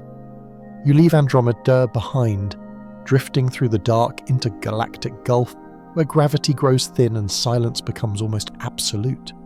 Yet something tugs at the edges of your thoughts. an opposite force to everything you've felt so far.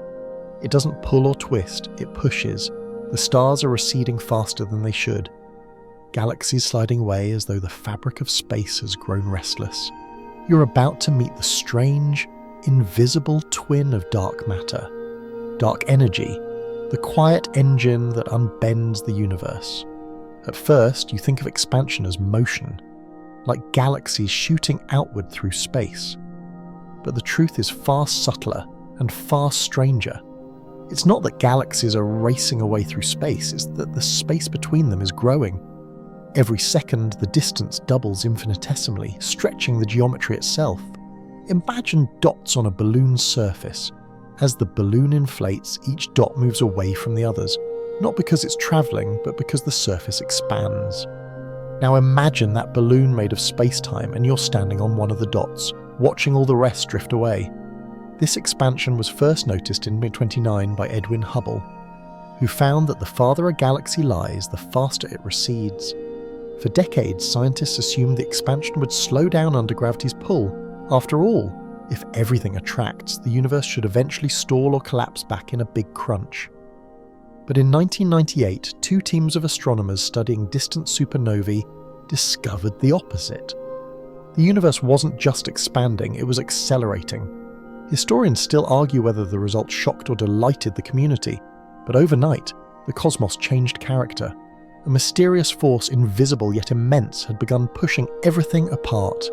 You can almost feel it now, a pressure in the emptiness itself. It's not wind, not radiation, not the pull of matter. It's woven into the vacuum, the quiet tendency of space to create more of itself. Some physicists describe it as the cosmological constant, a term Einstein once added to his equations to keep the universe static, then later called his greatest blunder. Ironically, it may have been his most prophetic guess. Others think dark energy might evolve with time, its strength shifting as the universe grows. Historians still argue whether it's a property of space itself or evidence of an even deeper layer of physics we've yet to see. You look around and notice how the galaxies seem to breathe, slowly, endlessly drifting farther apart. The light from each one stretches into longer wavelengths, fading redder as it travels. The very fabric between you and them expands. If you had a ruler long enough to measure across the universe, you'd find it growing right beneath your hands. The expansion doesn't carry galaxies through space, however. It increases the space between them. The cosmos isn't flying apart, it's swelling. It's strange to think that this swelling is uniform. It doesn't tear galaxies or solar systems apart because gravity within them is strong enough to resist. But beyond those boundaries, in the wide, cold voids, dark energy dominates. Over time, it will widen the gaps until the sky itself grows empty. Billions of years from now, only the nearest galaxies will remain visible. The rest will recede beyond our cosmic horizon, their light stretched into invisibility. The universe will fade not from darkness, but from distance. Here's a quirky little fact. The amount of dark energy in every cubic meter of space is tiny, roughly equivalent to the mass of a few hydrogen atoms. Yet because there's so much space, its total effect overwhelms everything else. It's the most delicate tyranny imaginable, ruling the cosmos through gentleness. You might think of it as cosmic anti-gravity, a soft exhale that never ends. You drift deeper into that expanding silence, and the sensation is oddly comforting. There's no pull here, no anchor, just you and the slow elasticity of existence. Maybe dark energy is what freedom feels like. An endless stretching that leaves room for everything to exist without collision. You remember hearing about the Big Rip, one of the more dramatic theories of cosmic fate. If dark energy continues to accelerate unchecked, one day it could overpower even atomic forces. Galaxies would disintegrate, stars would unravel, planets would fall apart, and eventually even atoms themselves would be torn into dust by expanding space-time. Historians still argue whether that's poetic nonsense or a plausible outcome, but the idea lingers, an ultimate graceful dissolution. The universe not collapsing in fire, but gently unspooling into nothingness. Yet there's also optimism in the data. The acceleration might not last forever. Some theories suggest dark energy could fade, reversing its influence. If that happens, the expansion might slow, halt, and one day collapse back inward. A cosmic heartbeat, expansion, contraction, rebirth. The universe is a living thing inhaling and exhaling over eons. You imagine watching that cycle unfold from some timeless vantage. The galaxies expand like fireworks, then draw back together in slow motion until the night folds back into light. Maybe the Big Bang wasn't the beginning at all, just the latest inhale. Still, into the present moment, you feel the stillness between the stars, the growing spaciousness that defines your every breath. You are part of this expansion too. Every atom in your body sits a little farther from its neighbour than it did a heartbeat ago, though the change is too small to feel. You're expanding, the earth is expanding, even your dreams are expanding, all caught in the quiet exhalation of dark energy. There's something almost spiritual about it. The idea that the universe prefers openness, that its default state is generosity. Dark energy isn't chaos, it's permission. It allows galaxies room to breathe, gives time-space to unfurl, keeps eternity from collapsing under its own weight. Maybe that's why the night sky feels peaceful rather than claustrophobic. The darkness isn't empty. It's the spaciousness that lets light exist at all. You turn slowly, looking back toward the cluster of galaxies that make up your cosmic neighborhood. They're already drifting apart, the distance is growing quietly between them. Someday, far in the future, no telescope will be able to see beyond our local group. The rest of the universe will fade from view, carried away by the unbend of dark energy. The thought should feel lonely, but it doesn't. It's simply how things move when space remembers to breathe. So you breathe with it. A long inhale that feels infinite, an exhale that reaches across time. Expansion, after all, is not destruction. It's change, and maybe, in the deepest sense, that's what keeps the cosmos alive, the constant gentle insistence that there is always room for more. The breath of the universe continues, slow and patient, until even the idea of stillness begins to blur. You've seen how matter shapes space and how energy stretches it, but now it's time to dive smaller, far smaller, into the scale where the rules start to tremble. Below atoms, below quarks, beneath even the imagined strings that may hum beneath reality, space-time itself begins to shudder like boiling water. Welcome to the Planck scale, where the fabric of existence frays into what physicists call quantum foam. You imagine shrinking, folding yourself inward until galaxies fade to dust, then atoms, then the very idea of place. Down here, distance and time lose meaning.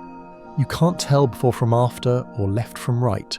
The smooth curves of Einstein's space-time are gone, replaced by jittery bubbles, tiny flickering distortions that appear and vanish a trillion times a second. Space isn't empty, it's restless.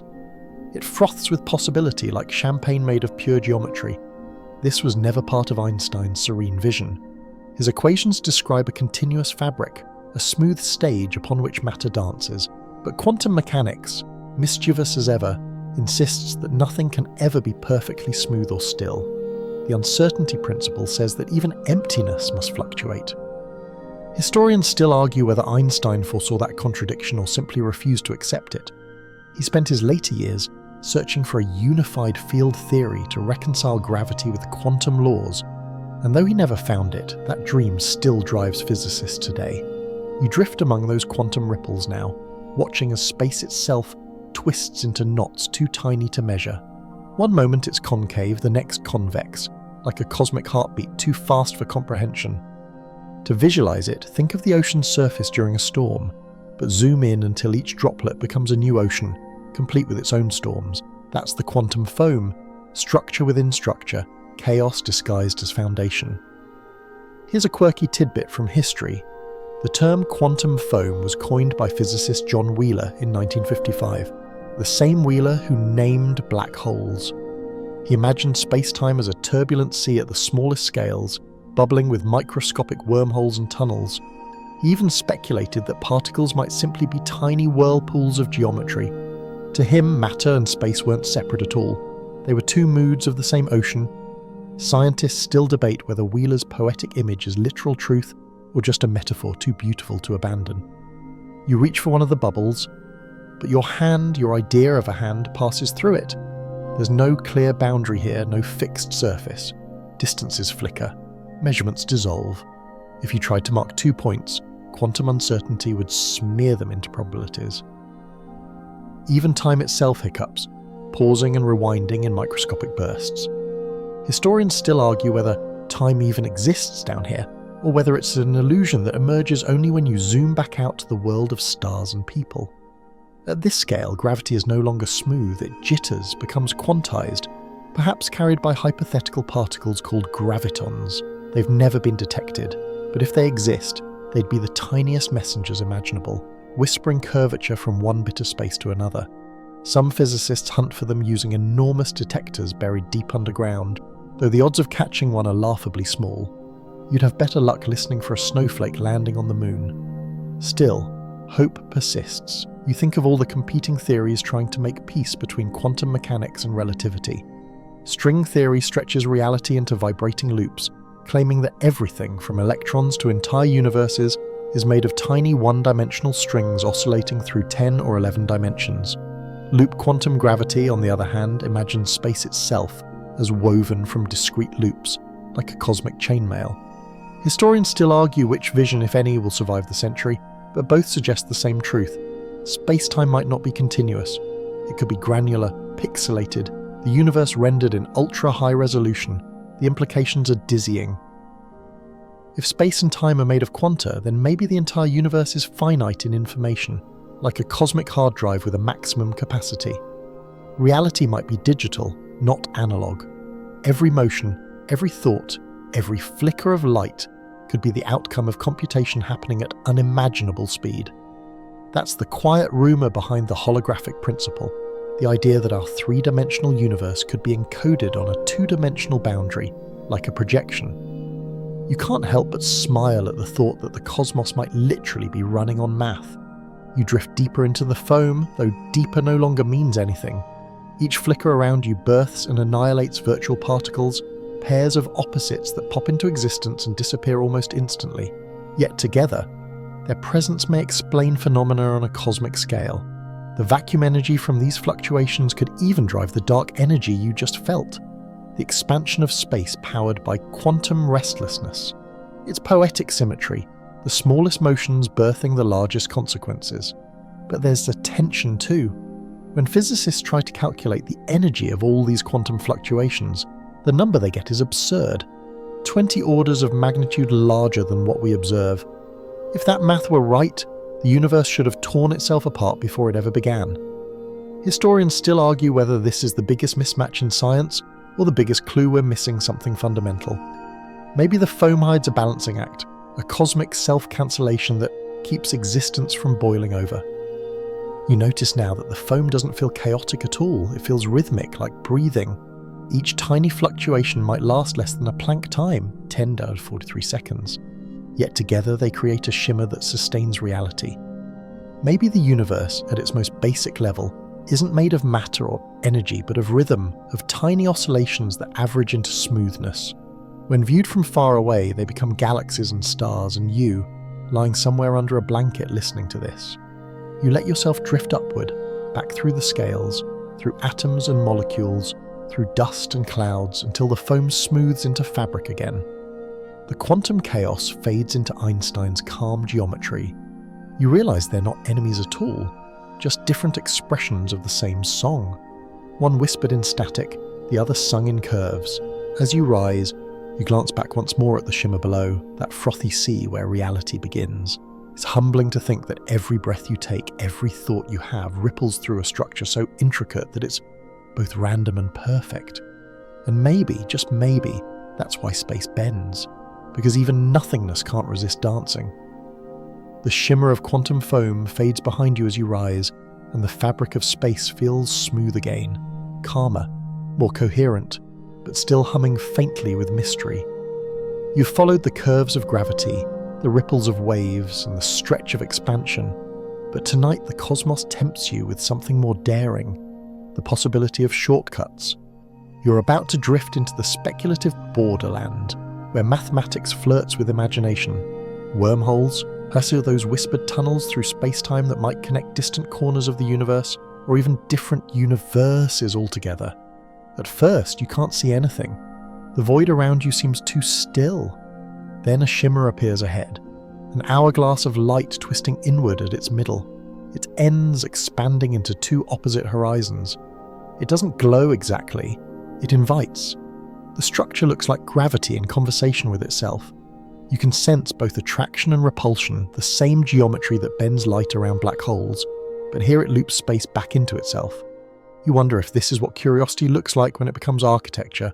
In 1935, Einstein and his collaborator Nathan Rosen described such a structure, a bridge connecting two regions of space-time.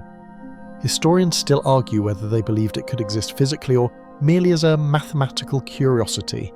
The equations worked, but the bridge collapsed too quickly for anything, light, matter, or even information to cross.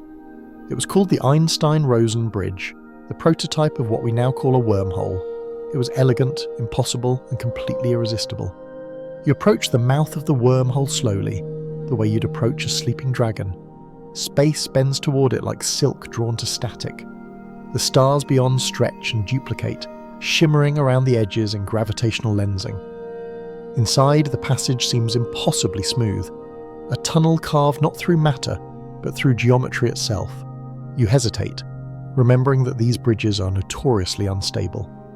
The math says they would collapse before you could even shout "hold on." But in dreams, equations are kinder. You step through. The sensation is indescribable, not motion, but transition. You feel stretched and folded at once, time unravelling and refolding like origami. Ahead of you glows another sky, familiar yet wrong. The constellations are slightly rearranged, like a puzzle half solved. You've crossed not just distance, but maybe causality itself. Here, far away, is just another direction. Wormholes have always been the wildest children of general relativity. In the 80s, physicists Kip Thorne and Michael Morris explored how such tunnels might be stabilised, perhaps with exotic matter, a hypothetical material with negative energy density. Ordinary matter curves space inward. Exotic matter would curve it outward, holding the wormhole open like an archway braced against collapse. Historians still argue whether this idea borders on science fiction or if nature might actually allow such inversions. Some think tiny wormholes could exist naturally at quantum scales, flickering in and out of the foam you just left behind. You picture them, microscopic tunnels connecting everywhere to everywhere, forming a kind of cosmic nervous system. Maybe they're what gives space-time its flexibility, the reason curvature feels continuous. Perhaps every gravitational bend you've seen so far is just the averaged behaviour of countless tiny wormholes opening and closing. The idea sounds wild, but so did black holes once. Here's a quirky tidbit. In 1988, Carl Sagan consulted Kip Thorne for help writing Contact. Sagan wanted a scientifically plausible way for his heroine to travel across the galaxy. Thorne's calculations inspired the fictional wormhole in the story, and in return the story inspired a generation of scientists to take the concept seriously. Science and storytelling, it seems, sometimes bend each other's space. Inside the tunnel you notice something peculiar. Time behaves differently here. It doesn't just slow or stretch, it splits. If one mouth of the wormhole moves relative to the other, their internal clocks desynchronize. In theory, that could make a wormhole into a time machine, travel through one end and emerge in the other, not just light years away, but years or centuries in the past or future. The idea is so outrageous that even physicists debate it over coffee, half joking, half whispering. Historians still argue whether causality itself would rebel, sealing the wormhole to protect the timeline. You keep moving, drawn by the pulse of the tunnel. The walls shimmer like liquid glass, reflecting impossible scenes. Galaxies collapsing in reverse, stars igniting backward. Your own reflection aging and unaging in an infinite loop. Each flicker might be a probability, a neighbouring universe in the multiverse you've only begun to suspect exists. Maybe wormholes aren't just bridges through our universe, but doorways into others, each with its own laws of physics. There's an intimacy to it. You realise that space-time isn't just a structure, it's a storyteller. Each curve, each ripple, each tunnel is a sentence in its vast autobiography. And wormholes? They're its punctuation marks, its ellipses, its whispered "what if?" You think of how explorers once sailed oceans believing they'd fall off the edge of the world. Now physicists sail equations, wondering whether they might fall through one universe into another. The impulse is the same, to see what happens beyond the map. The tunnel begins to narrow, its glow softening to blue. You feel gravity return not as a pull but as a direction, down, for the first time in a while.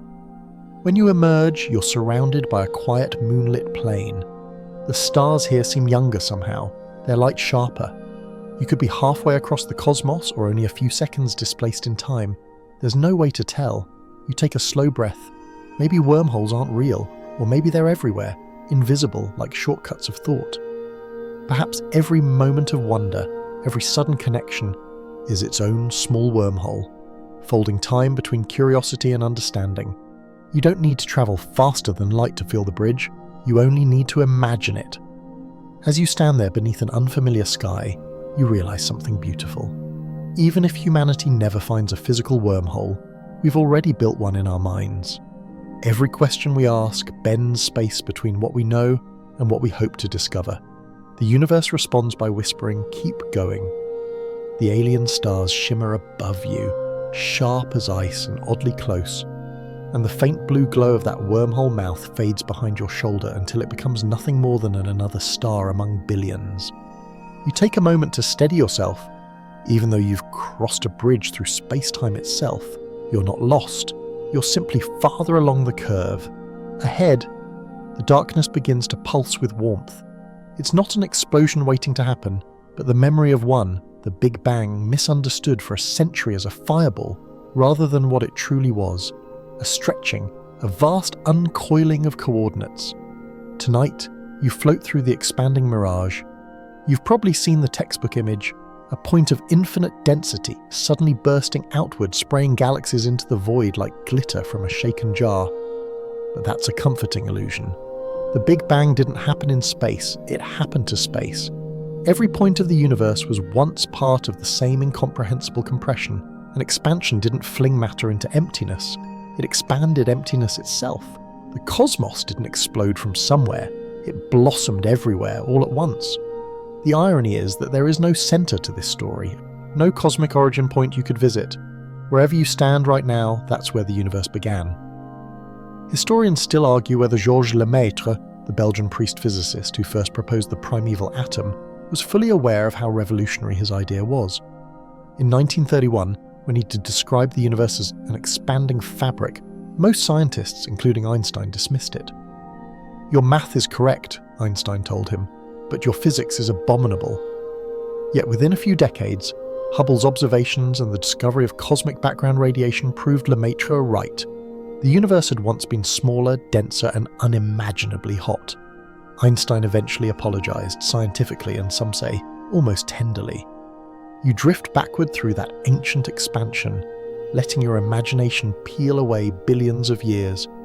Galaxies contract into glowing clouds, clouds condense into an endless blaze. Keep going, and atoms themselves unravel. At a trillionth of a second after the beginning, matter and energy are indistinguishable, swirling in a perfect soup. Go smaller still, and even space and time lose their grip. Blending into that quantum foam you left behind, there's no before the Big Bang because before didn't exist yet. Time was still learning how to count. If you could hover there, you wouldn't see light in any ordinary sense. The entire universe would glow with a uniform brilliance, neither bright nor dim but total everywhere at once. The temperature would be trillions of degrees, and particles would collide faster than thoughts. Yet within that chaos lay order, like a song waiting for its first note. Tiny fluctuations, 1 part in 100,000, rippling through the plasma would eventually grow into everything you know: stars, planets, life, and the small human act of wondering how it all began. For a quirky tidbit, the term Big Bang was actually coined by a skeptic. In 1949, British astronomer Fred Hoyle used it sarcastically on a radio broadcast, mocking the idea of the universe popping into being. Ironically, his insult stuck, and now it's the phrase written in every school book. History, as usual, loves a bit of cosmic irony. You float in that early fire, surrounded by particles that haven't yet decided who they'll become. Protons flirt with electrons, photons ricochet off everything, and expansion races faster than comprehension. After roughly 380,000 years, a blink in cosmic terms, the universe cools enough for atoms to form. The fog clears. Light for the first time travels freely. That light is still around you now, the cosmic microwave background, faint but omnipresent, a ghostly afterglow from when the universe was young. If your eyes could see microwaves, the entire sky would glow softly in every direction, a warm and perfect reminder that you are living inside an ancient memory. Historians still argue whether the Big Bang truly marks the beginning or just the end of a previous cycle. Some cosmologists suggest that our universe could be one in a series, a rebound from a previous collapse, an eternal rhythm of bangs and crunches. Others imagine cosmic inflation, a moment of exponential expansion so sudden that our visible universe is just one bubble in a frothy sea of countless others. Somewhere beyond your reach, entire universes could be blooming, each with its own laws of physics, its own kind of time. The Big Bang might not be a single event, but a recurring habit of reality. You turn slowly in that thought, watching galaxies rewind into formless light. The deeper you look into time, the younger the universe appears, until distance itself becomes memory. Light from the most remote galaxies began its journey billions of years ago, long before Earth existed. When you gaze at the night sky, you aren't seeing what is, but what was. Every photon is a time capsule. You're surrounded not by stars, but by history. There's something soothing in that realization. The universe isn't a violent explosion racing toward oblivion. It's a gradual unfolding, a cosmic yawn that never quite finishes. Expansion doesn't erase the past, it preserves it, stretching each moment into something you can still observe billions of years later. In a way, the Big Bang never ended. It's still happening right now, in the silent widening of space between galaxies, in the soft exhale of dark energy you felt before. Here's another charming irony. As the universe expands, it also cools. Today, the cosmic microwave background is just 2.7 degrees above absolute zero. That faint warmth, nearly imperceptible, is the residue of everything, the aftertaste of creation itself. Astronomers use it like a fossil, mapping its tiny temperature variations to understand the shape of the cosmos. Some of those patterns suggest that space may indeed curve back on itself ever so slightly, as though the first explosion was also the first embrace. You hover in that endless dawn, neither moving nor still, and the silence becomes immense. It's comforting to realize that you don't need to imagine a fireball or a bang at all. You're already inside the echo. Every atom in your body was once part of that original light, fused in the furnace of the Big Bang, cooled through stars and gathered again into the shape of you. You are, quite literally, the universe remembering itself. As you drift away, the light fades to darkness again, not because it's gone, but because your eyes can't hold that much history at once. Space stretches, stars reform, and you return to the quiet present, where expansion continues like a heartbeat you can almost hear. And though the Big Bang feels impossibly far away, you carry it everywhere. In your breath, in your pulse, in the soft bending of time that makes you part of the same unfolding story. The echo of that first light still hums faintly around you as you drift, a low murmur that seems to come from every direction at once. It's faint but constant, the background heartbeat of the universe. You've just slipped into the cosmic microwave background, the cradle of everything, the soft radiation left behind when the universe was barely a few 100,000 years old. You can't see it with your eyes, but it's there, a blanket of warmth that stretches across the sky, proof that space remembers. Tonight you're not merely observing it, you're floating inside it, surrounded by the afterglow of creation. It feels almost tactile, like static on old television screens, those grey flickers that used to appear when channels went silent. A small portion of that static, just a whisper, is real cosmic microwave background radiation, each photon a traveller from the birth of time. Imagine the light you're feeling now has been moving for over 13.8 billion years without rest, untouched, unbroken, slipping through every epoch of cosmic history just to end here, brushing against your imagination. In 1964, two radio engineers, Arno Penzias and Robert Wilson, discovered this relic of the Big Bang by accident. They were trying to eliminate a mysterious hiss from their radio antenna in New Jersey, a noise that wouldn't go away no matter how they adjusted or even cleaned the equipment. They famously swept pigeon droppings from the dish, convinced the mess was causing interference. It wasn't. The hiss was the universe itself speaking in microwaves. Historians still argue whether they fully understood what they'd found that day. But their discovery earned them the Nobel Prize and confirmed what Lemaitre and others had long suspected. The universe had once been incandescent. You stretch out, letting that ancient warmth roll gently through you. It's not hot anymore, just 3 degrees above absolute zero, but it fills every cubic centimetre of space. The early fire has cooled, yet it lingers, perfectly uniform except for tiny ripples, 1 part in 100,000. Those ripples are sacred to cosmologists. They're the fingerprints of creation, the seeds from which all structure grew. Without them, there would be no galaxies, no stars, no you. You drift closer to one of those faint ripples, a patch where the background glows ever so slightly warmer. In that extra density, gravity gained the tiniest advantage. Over billions of years, the matter there condensed, gathered, collapsed, and lit up. Every cluster of galaxies, every solar system owes its existence to one of these ancient wrinkles in space-time.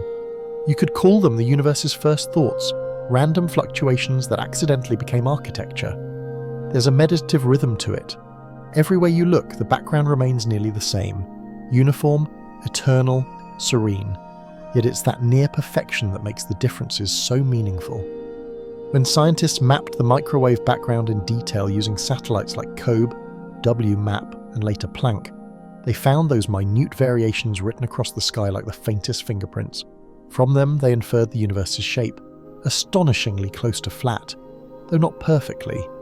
Historians still argue whether the universe is ever so slightly curved, destined to close upon itself, or whether it will stretch into infinity. The data leans toward flatness, but the uncertainty is part of the charm. Here's a quirky tidbit. The colour of the cosmic microwave background, if your eyes could somehow see microwaves, would be an invisible orange-red glow, just beyond human perception. It's everywhere, always, even inside you. Every time you heat a cup of tea in the microwave, you're using the same type of radiation that's been humming through the universe since it was a baby. You and the cosmos share wavelengths. As you float, the soundless hum begins to feel almost alive. You realize that this background isn't just evidence, it's presence. It's the universe's way of saying, I remember. It remembers the heat, the density, the moment of transparency when light first broke free. Every bit of matter, every atom, carries the memory of that transformation, a kind of cosmic nostalgia encoded in physics. You can almost hear the scholars whispering through time, their arguments blending into the static. Some insist the background is the ultimate proof of the Big Bang. Others suggest there might be older stories hidden within it. Maybe faint patterns of polarization could reveal signs of cosmic inflation, the ultra-fast expansion that might have happened in the universe's first fraction of a second. Detecting those signatures is one of modern science's greatest quests. Historians still argue whether any hints found so far are genuine or just noise, but hope remains. You close your eyes and the hum becomes a kind of lullaby. Imagine if every photon carried a note, and together they formed the universe's oldest song. Its melody would be unimaginably deep, its wavelength billions of times longer than sound, yet in some metaphoric sense, you can feel it vibrating through everything, the tone of existence itself. There's a quiet humility in realizing that the universe keeps its receipts. The microwave background is a photograph of the cosmos, when it was just a toddler, still glowing from the afterbirth of creation. Every direction you look is a different slice of that same time, because light from that era is still reaching you now. It's not that the past lingers, it is the space you inhabit. When you gaze into the sky, you're looking not out but back. The faint variations in that background also hint at what the universe is made of. Roughly 5% is ordinary matter, atoms, stars, planets, people. About 27% is dark matter, invisible but gravitationally potent. The rest, nearly 70%, is dark energy, that strange force accelerating the expansion you felt earlier. The map of the cosmic microwave background encodes all of it like an ancient ledger, a balance sheet of creation. You let that realization wash over you. Most of existence is invisible, yet everything visible owes its shape to those early fluctuations. The afterglow of the Big Bang isn't just a relic, it's a mirror, reflecting the precise balance between chaos and order that made life possible. You reach out mentally toward one of those ripples and imagine tracing it forward through time, watching it bloom into galaxies, stars, worlds, and eventually the brief flicker of consciousness that allows you to understand any of this at all. From 1 part in 100,000 came the difference between uniform silence and the symphony of being. The The hum around you fades into calm. The light that once filled all of space now exists only as a whisper, yet it's enough to cradle the universe in warmth. You realize that the cosmic microwave background isn't the past. It's the ongoing memory of space itself, a lullaby that never stopped singing. And as you drift deeper into the soft radiation, your thoughts begin to stretch along with it, gentle and infinite, until even time feels like it's exhaling. The whisper of that ancient light follows you as you drift forward again, fading into the background until the hum becomes almost imperceptible. You can still feel it though, like a low vibration somewhere behind your heartbeat, a reminder that everything, even pitlins, has structure. But something new begins to shimmer on the horizon now, not a galaxy or a star, but a concept, the geometry of the multiverse. The thought alone seems too large to fit in your head, yet it stretches there anyway, filling the dark with a kind of shimmering possibility. You've been travelling through curves and folds, through the bending of one single universe. But what if there are others? Countless others, each with its own curvature, its own version of physical laws, its own story of time. The idea isn't new. Philosophers and physicists have been wrestling with it for decades. It started as a whisper in cosmology, a mathematical side effect of inflation theory. When space expanded faster than light in the universe's earliest instant, it may not have stopped everywhere at once. Some regions could have kept inflating, birthing pocket universes like bubbles in an endless sea. Historians still argue whether this eternal inflation is a serious scientific model or just the universe's most expensive daydream. You close your eyes and picture it, a boundless cosmic foam, each bubble a universe with its own fabric, floating and merging in a higher dimensional ocean. Some bubbles expand forever, others collapse, some might brush against neighbours and swap matter or light.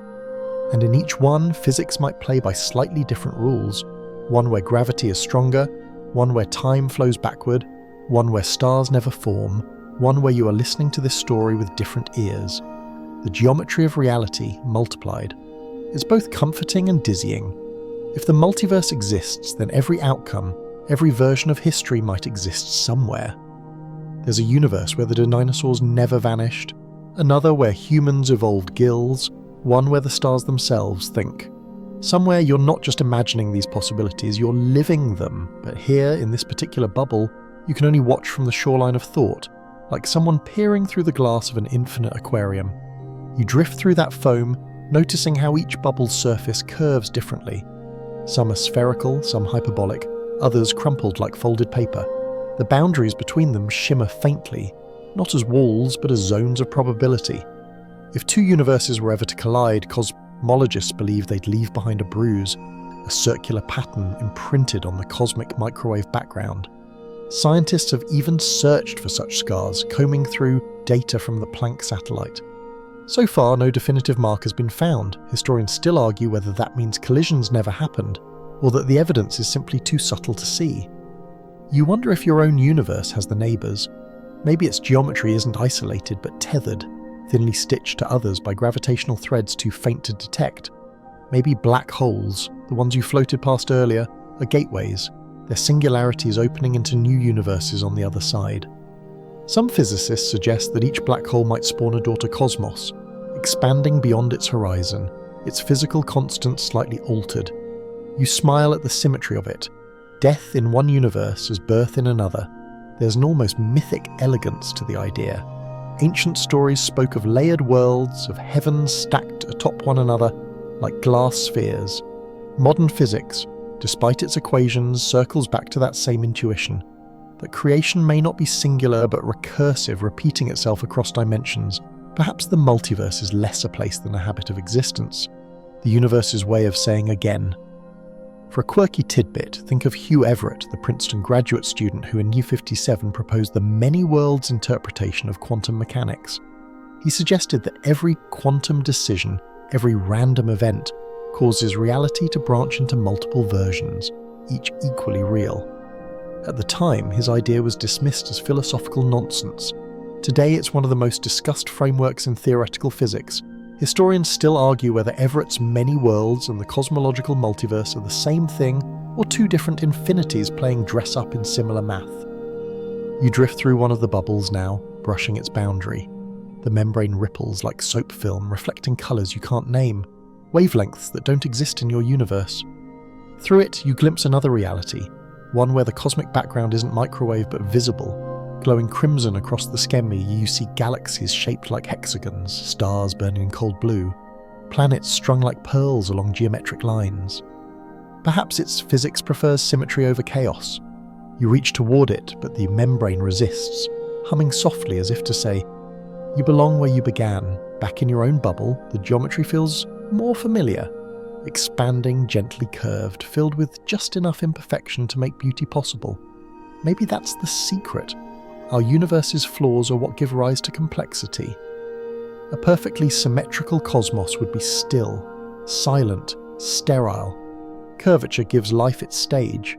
You think of the multiverse not as competition, but as chorus. Each universe, a note, each with its own tempo, key and theme, but all resonating in a grand cosmic composition. Some fade quickly, some last for eons, but none play alone. The geometry of the multiverse isn't chaos, it's harmony spread thin across infinity. There's a strange comfort in that thought. Even if your universe someday ends, its melody will continue elsewhere, carried on the vibrations of countless others. Perhaps every spark of curiosity, every act of kindness, every heartbeat adds a note to that infinite song.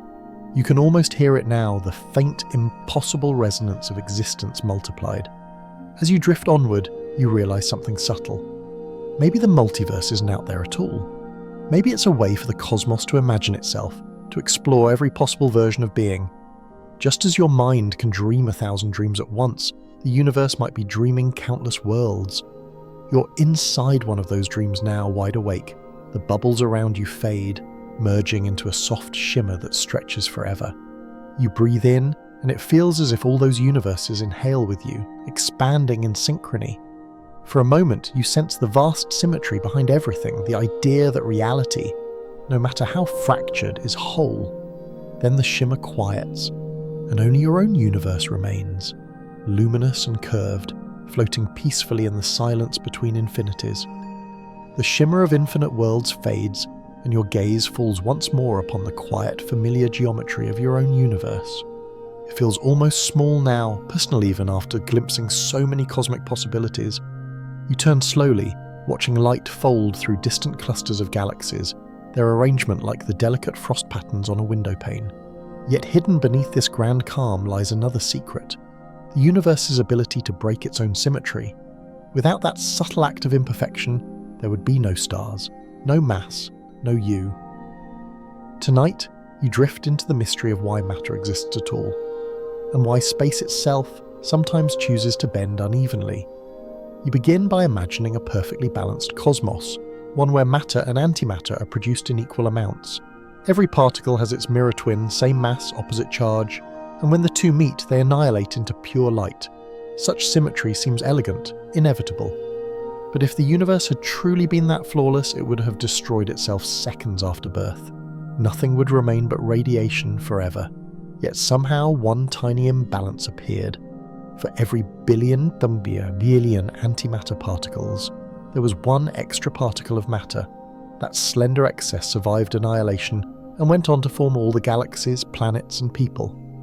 Historians still argue why the universe allowed that asymmetry, but thank whatever physics you prefer that it did. Physicists call this cosmic rebellion baryon asymmetry. It's not just a curiosity, it's the reason you're breathing. Somewhere between the earliest fractions of a second and the first few minutes, the laws of nature blinked, not broken, but slightly biased. Maybe the weak nuclear force behaved differently for matter and antimatter. Maybe exotic particles like leptons tipped the scales. Maybe time itself played favourites. The equations almost charnel, but not quite, as though the universe couldn't resist leaving a fingerprint of imperfection on its own birth certificate. You drift through a simulation of those early moments. Waves of energy condense into particles, mirror images flicker and vanish, and a faint residue remains, a whisper of matter clinging to existence. You can almost feel that imbalance in your bones. Every atom in you, every cell, every thought comes from that extra 1 in a billion victory of matter over its twin. Perfection would have meant nothingness. It's asymmetry that made beauty possible.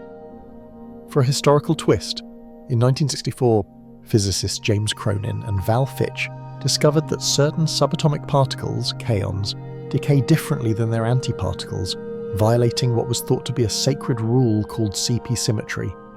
Their discovery shocked the field and later earned them the Nobel Prize. Historians still argue whether they grasped the cosmic scale of what they'd uncovered.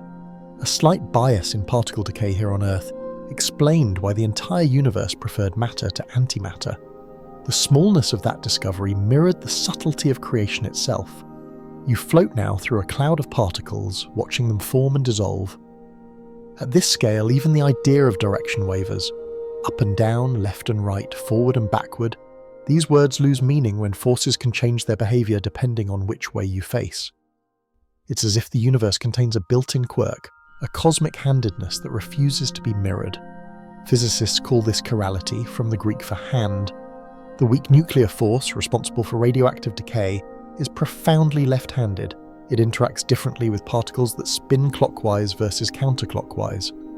If the cosmos ever tried to shake your hand, it would always offer the same one. This subtle preference hints at something profound. Space and time, which you've imagined as perfect geometric continua, might carry their own directionality, an intrinsic twist in the weave of existence. The bending of space could partly arise from this imbalance, curvature born not of mass alone but of asymmetry at the deepest level. The universe doesn't merely curve under gravity, it might spiral ever so slightly through time. You pause, thinking of how strange it is that imperfection sits at the foundation of reality. We tend to associate symmetry with beauty, yet the cosmos chose otherwise. Perfect symmetry would have been sterile. Instead, a small deviation, a wrinkle, became the source of every star and sunset. Perhaps that's why even galaxies spiral rather than stand still. The broken symmetry of the early universe echoes everywhere in the curling of seashells, the twisting of DNA, and the rotation of hurricanes. What began as a subatomic bias has scaled upward into the architecture of life. Here's a quirky side note. Some physicists speculate that our universe's imbalance might be linked to hidden dimensions. In certain string theory models, the geometry of extra dimensions can tilt reality just enough to favour matter over antimatter. Historians still argue whether that's elegant truth or desperate mathematics, but the idea is deliciously strange. A universe that inherited its asymmetry from the way unseen spaces are knotted. You drift onward, past clouds of virtual particles, past traces of annihilated twins, until the geometry smooths again. You can almost sense the leftover antimatter whispering through the void, its absence more powerful than its presence. The empty spaces between galaxies might still carry faint echoes of that ancient war, gamma rays left over from the last great collisions of matter and mirror. In the quiet, you realize something deeply personal. You yourself are the residue of broken symmetry, the living proof that the universe leaned ever so slightly toward imperfection. The electrons in your body once danced with positrons that vanished, leaving just enough matter behind to form your world. You're not separate from that stream, you're its continuation, a local ripple in a long chain of unbalanced equations. You smile at the irony. The universe bends because it's uneven, and that unevenness gives rise to everything that can feel wonder. Symmetry breaking isn't failure, it's the first creative act. Every asymmetry, every irregularity, every quirk in the rules of physics is a tiny declaration that perfection was never the point. As you float farther through the dark, the geometry around you seems to shimmer, as though space itself is slightly tilted. You realize it always has been. The bend of reality, the direction of time, the very concept of mass. All of it may trace back to that one infinitesimal imbalance at the dawn of everything. You take a long, slow breath. Maybe that's the universe's real secret. Not order, but the artful fracture of it. The cosmos didn't start broken, it started interesting. And from that crooked foundation, every curve, every star, or every thought has followed. The universe doesn't apologize for its asymmetry, it celebrates it. And so perhaps should you. The faint hum of imperfection still echoes in your thoughts as you drift into another region of the cosmic dream, a gallery of minds that once tried to chart that imperfection, to draw lines around the curves of space before anyone believed space could bend at all. You're moving through time now, gliding from century to century, meeting the map makers of curvature, those restless spirits who turn geometry into prophecy. Their equations, sketches, and hunches shaped the world long before telescopes could prove them right. It begins in ancient Greece, where Euclid sits beneath a lamp that flickers against parchment. His Elements, written over 2 millennia ago, lays down the geometry every schoolchild once memorized. Straight lines, flat planes, right angles that always add up to 180 degrees. For centuries, those tidy postulates were gospel. The universe, people assumed, was Euclidean through and through, a cosmic sheet of graph paper stretching forever. But as you hover near Euclid's desk, you notice something he couldn't: the faint, unspoken assumption that parallel lines never meet. That was the hinge on which his perfect world turned, and someday that hinge would squeak. Leap forward to the 19th century, and you find yourself in a candlelit study in Göttingen. Carl Friedrich Gauss, the prince of mathematicians, is hunched over his notes, measuring triangles on the curved surface of the Earth. He suspects the angles won't quite add up, that the world itself might not obey Euclid's rules. But Gauss, cautious to a fault, keeps his discovery quiet, afraid to spark ridicule. Historians still argue whether he realized he was brushing against the geometry of space-time itself.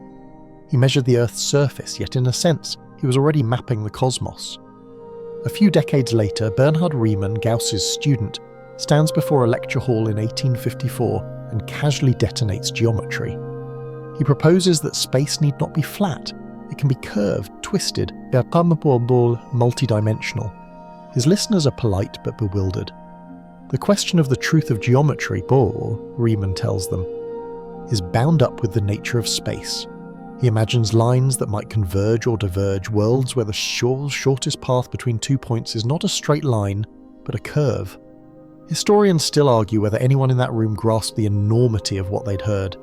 Riemann's idea would slumber for half a century before Einstein woke it up. You drift closer to Riemann's chalkboard, where faint traces of symbols glow like constellations.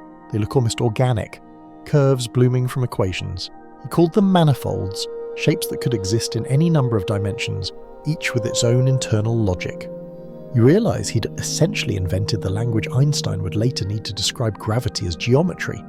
Riemann built the paper, Einstein wrote on it. Move again, time bends beneath you, and now you're in 20th century Princeton. Albert Einstein, hair wild and eyes distant, scribbles on the blackboard. The field equations of general relativity curl across the slate, a balancing act between matter, energy, and curvature. Mass tells space how to curve, space tells mass how to move. The phrase is poetic now, but at the time it was revolutionary. The room smells of chalk dust and coffee, and you can almost hear the quiet scratching of history changing shape. Yet Einstein wasn't alone. To your left, a slim man in spectacles is sketching light paths through curved geometry. Arthur Eddington again, the same one who risked clouds and colonial travel to prove Einstein right in 1919. Eddington's equations are elegant arcs, precise yet somehow tender, as if he knows he's measuring starlight and belief at once. Historians still argue whether his eclipse data was accurate or simply close enough, but no one doubts his courage.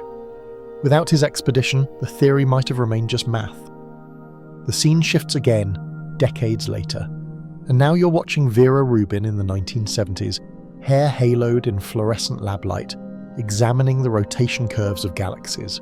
Her data points refuse to fit Newtonian gravity. The outer stars are moving too fast, the curves too flat. She doesn't yet know she's glimpsing dark matter, the hidden geometry of the cosmos. But her calm persistence rewrites astronomy. You can sense her curiosity, gentle yet relentless, as she measures the invisible by its effects. Historians still argue whether her notebooks show frustration or quiet triumph, perhaps both. You pause to take in the lineage, Euclid's perfect lines, Gauss's curved Earth, Riemann's manifolds, Einstein's field, Rubin's galaxies, all threads of one vast tapestry. Each mind bent reality a little more, until space itself became something alive. You realise that history doesn't move in straight lines either. It arcs, looping through ideas like gravity through time. For a quirky tidbit, Gauss once designed a giant triangle across 3 mountain peaks, Brocken, Inselsberg and Hoherhagen, to test whether space on Earth was curved. The difference he found was minuscule but measurable. Had he published it, relativity might have been born a century early. Instead, he shrugged it off as error, a reminder that even genius sometimes underestimates the universe's ambitions. As you drift through the centuries, you notice the tools changing. Parchment becomes chalk, chalk becomes glass. Glass becomes digital code, but the intent remains constant. Every mapmaker is chasing the same ghost, the shape of existence. They can't see the curve directly, so they trace its shadow. Each new discovery bends the map itself, proving that knowledge, like space, is never flat. You pass through a room where equations hang in the air like constellations, tensor fields twist into galaxies, coordinates fold into time. The mathematicians and astronomers below move among them like explorers plotting new lands. You realize they're not drawing maps of the universe, they're drawing maps within it, curves nested inside the curves, thought bending thought. Historians still argue which of them deserves the most credit, but perhaps that's the wrong question.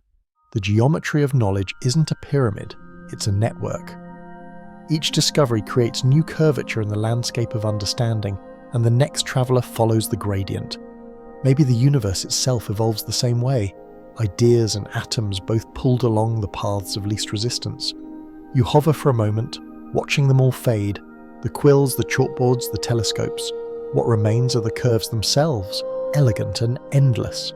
You realise that even now, every time a physicist adjusts a constant or a student draws a circle on paper, they're participating in that same lineage. The map is never finished. It keeps bending with every new mind that dares to measure it.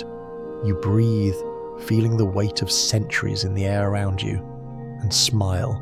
The universe doesn't need humans to exist, but perhaps it needed humans to notice that it's beautiful. The mapmakers didn't just chart curvature, they became part of it. Each thought another gentle dent in the geometry of reality. The room of mathematicians dissolves into starlight, and suddenly you're floating in a softer kind of space, not the physical kind measured in light years, but the interior one mapped by memory and intuition. After tracing the universe's geometry, you now turn toward the strange curvature inside your own skull. What happens when a finite human brain tries to imagine infinity? Why do straight lines feel natural while cosmic curves seem alien? You're about to explore human minds and curved thoughts, a journey through the geometry of imagination itself. At first, it seems simple. People like straight lines because they're easy to draw, easier to follow. From the time you first held a crayon, straight meant order, safety, predictability, but deep down your brain isn't built for Euclid, it's a curved instrument. Neurons connect in loops and spirals, electrical impulses racing through three-dimensional tangles of tissue. Thought itself travels along bent paths, one idea arcing into another. Perhaps that's why discovering a curved universe felt so unsettling. It mirrored us too closely. You picture an ancient thinker tracing figures in the sand. To understand space, they make it small enough to touch. Euclid's clean geometry soothed that instinct. Lines without end, angles that behave, a world where parallel lines never meet.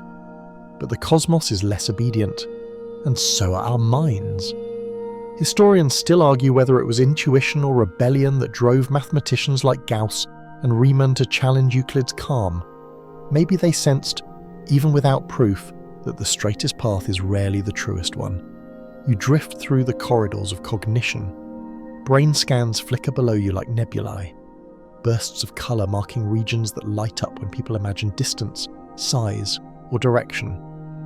Neuroscientists have discovered that when you picture a curved surface, your parietal cortex behaves as if you're touching something real.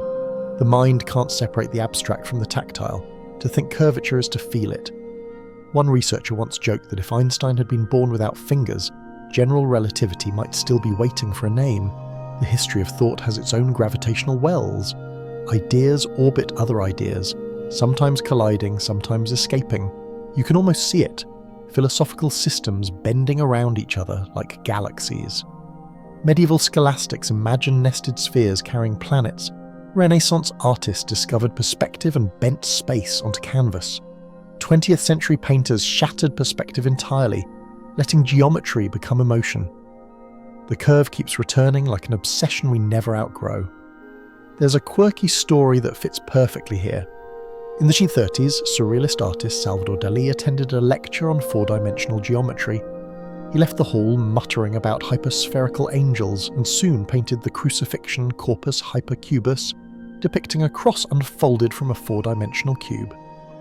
Historians still argue whether he understood the math or just loved its strangeness. but his painting captures something Einsteinian, the collision of human feeling with impossible geometry. Our minds may not grasp higher dimensions, but they can feel their emotional equivalents. You float through another mental landscape now, one built of language rather than neurons.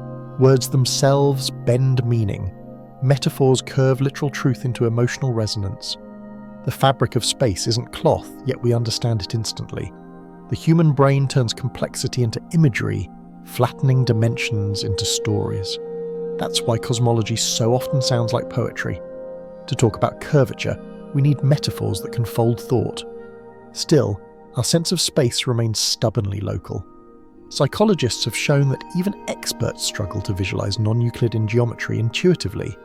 We think in flat maps, grids, boxes. When we look at the night sky, we imagine a dome rather than an unbounded continuum. Your perception evolved for walking trails and throwing stones, not for understanding four-dimensional manifolds. Historians still argue whether our intuitive physics will ever catch up to relativity, or whether we're destined to translate the universe into analogies forever. You let that realization sink in, then smile. Maybe it's not a limitation, but a gift. The disconnect between what we can picture and what we can measure keeps curiosity alive. If the universe ever became fully comprehensible, we'd stop dreaming. The fact that space feels strange means we're still expanding inwardly, bending the map of mind to match the map of stars. You recall Einstein's own remark that imagination is more important than knowledge, because knowledge defines what we know, while imagination embraces what we don't. His equations curved the cosmos, but it was imagination that let him picture elevators in freefall, trains chasing light, clocks slowing at speed. Each Thor's experiment was a small act of empathy with the universe, a human trying to think like space-time itself. For another delightful tidbit, cognitive scientists have found that when people read descriptions of motion, the ball fell. The car turned. The same motor areas in their brains activate as if they were performing the action. Thought literally moves. In that sense, to imagine the bending of space is to participate in it. The brain becomes a miniature universe, its own field equations written in biology instead of math. You drift above Earth, watching cities sparkle below. Every skyscraper, bridge and road represents geometry made tangible, a human attempt to straighten what is naturally curved. Yet even those rigid lines bow slightly under gravity, sag with temperature, yield to time. We can't escape curvature, we can only negotiate with it. Civilization itself is an ongoing conversation with the bends of nature. There's comfort in knowing that our understanding doesn't have to be perfect to be profound. The universe is curved, yes, but so is curiosity. It loops back, revisits old questions, spirals toward insight. Thought bends, then straightens, then bends again.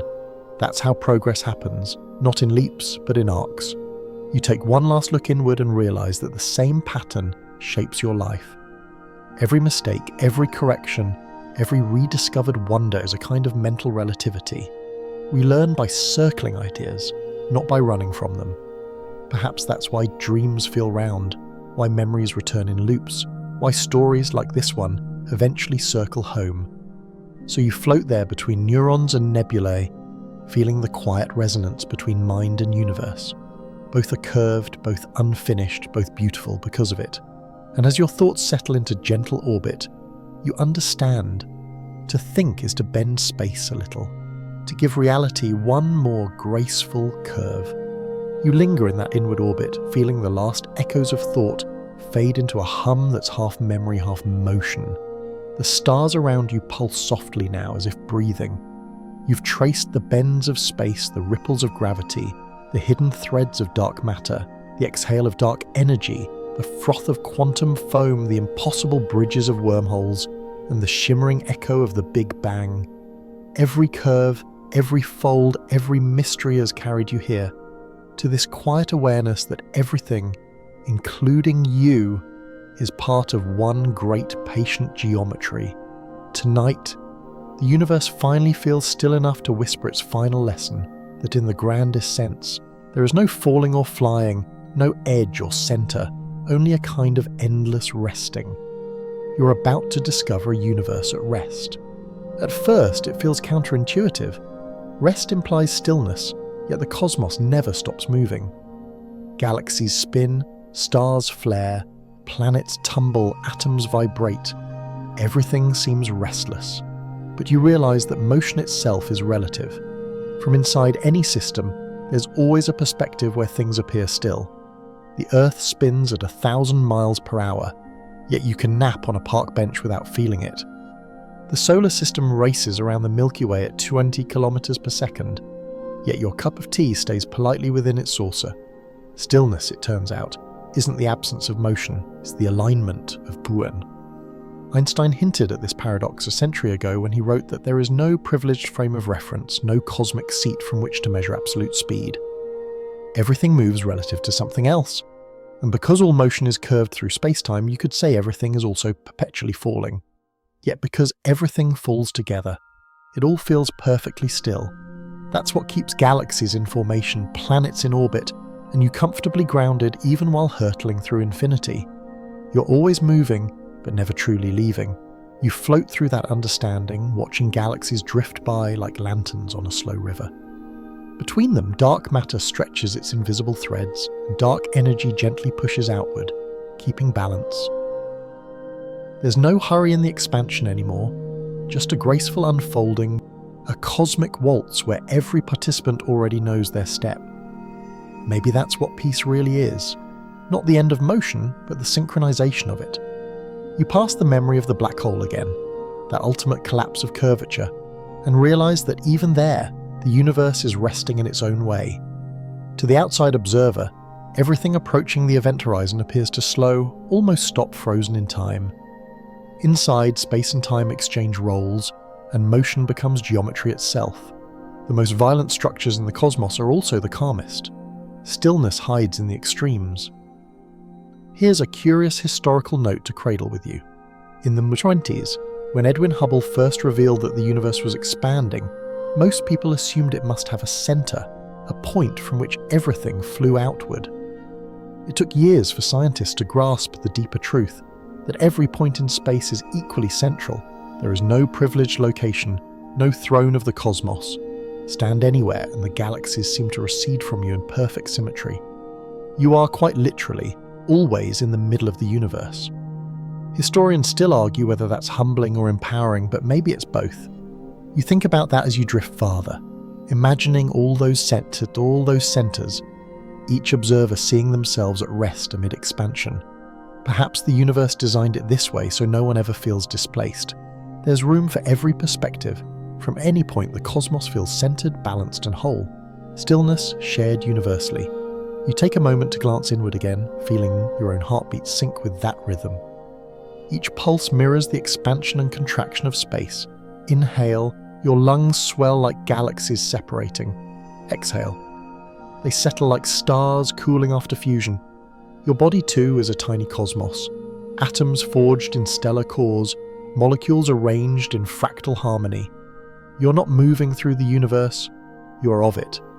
The calm you feel now is not metaphorical. It's gravitational, chemical, existential. For a quirky tidbit, consider this. Astronauts aboard the International Space Station, orbiting Earth at 17,000 miles per hour. Describe the sensation of weightlessness not as motion but as falling forever. They are in continuous freefall, but because Earth curves away beneath them at the same rate, they never hit the ground. They call it zero gravity, but in truth they are always falling into rest. Einstein used this same logic to describe gravity itself, perpetual state of free fall where everything simply follows the natural shape of space-time. In a sense, the universe is one giant astronaut, falling gracefully forever. You let that image settle, like dust on sunlight. The longer you drift, the more you realize that rest isn't something the cosmos occasionally achieves, it's its default mode. Every star, every atom, every wave of light is doing exactly what it must, following the paths carved by curvature. Nothing is wasted, nothing resists, even decay, even entropy, even the slow fade of heat death to come. All of it is simply space returning to equilibrium. Stillness again. Historians still argue what the ultimate fate will be. Eternal expansion, a slow freeze, a cosmic bounce back into new birth. But whichever story turns out true, the end will not be a crash or an explosion. It will be quiet. Time will thin, energy will balance. All the ripples you've followed tonight, gravity, light, thought, will smooth into a perfect plane of rest. You can almost feel it already, the universe's final breath evening out across every dimension. You drift now in that hush, and the stars begin to dim one by one until only a faint bluish glow remains. There's no fear in the darkness, only continuity. Every atom that once burned will become part of the next curve. Every thought you've had tonight folds neatly into that infinite geometry. You're not separate from the universe's resting, you are its heartbeat slowing to match the rhythm of eternity. And when you finally stop resisting that pull toward calm, you realize the truth the physicists and philosophers and poets were all chasing in their own ways. Space bends, time flows, and yet everything always already rests in perfect motion. The universe doesn't end, it exhales. You float there one last time, surrounded by nothing and everything, by curvature and calm, by motionless movement. The darkness feels warm now, welcoming. This is not a goodbye, it's a continuation, a curve so gentle you could mistake it for peace.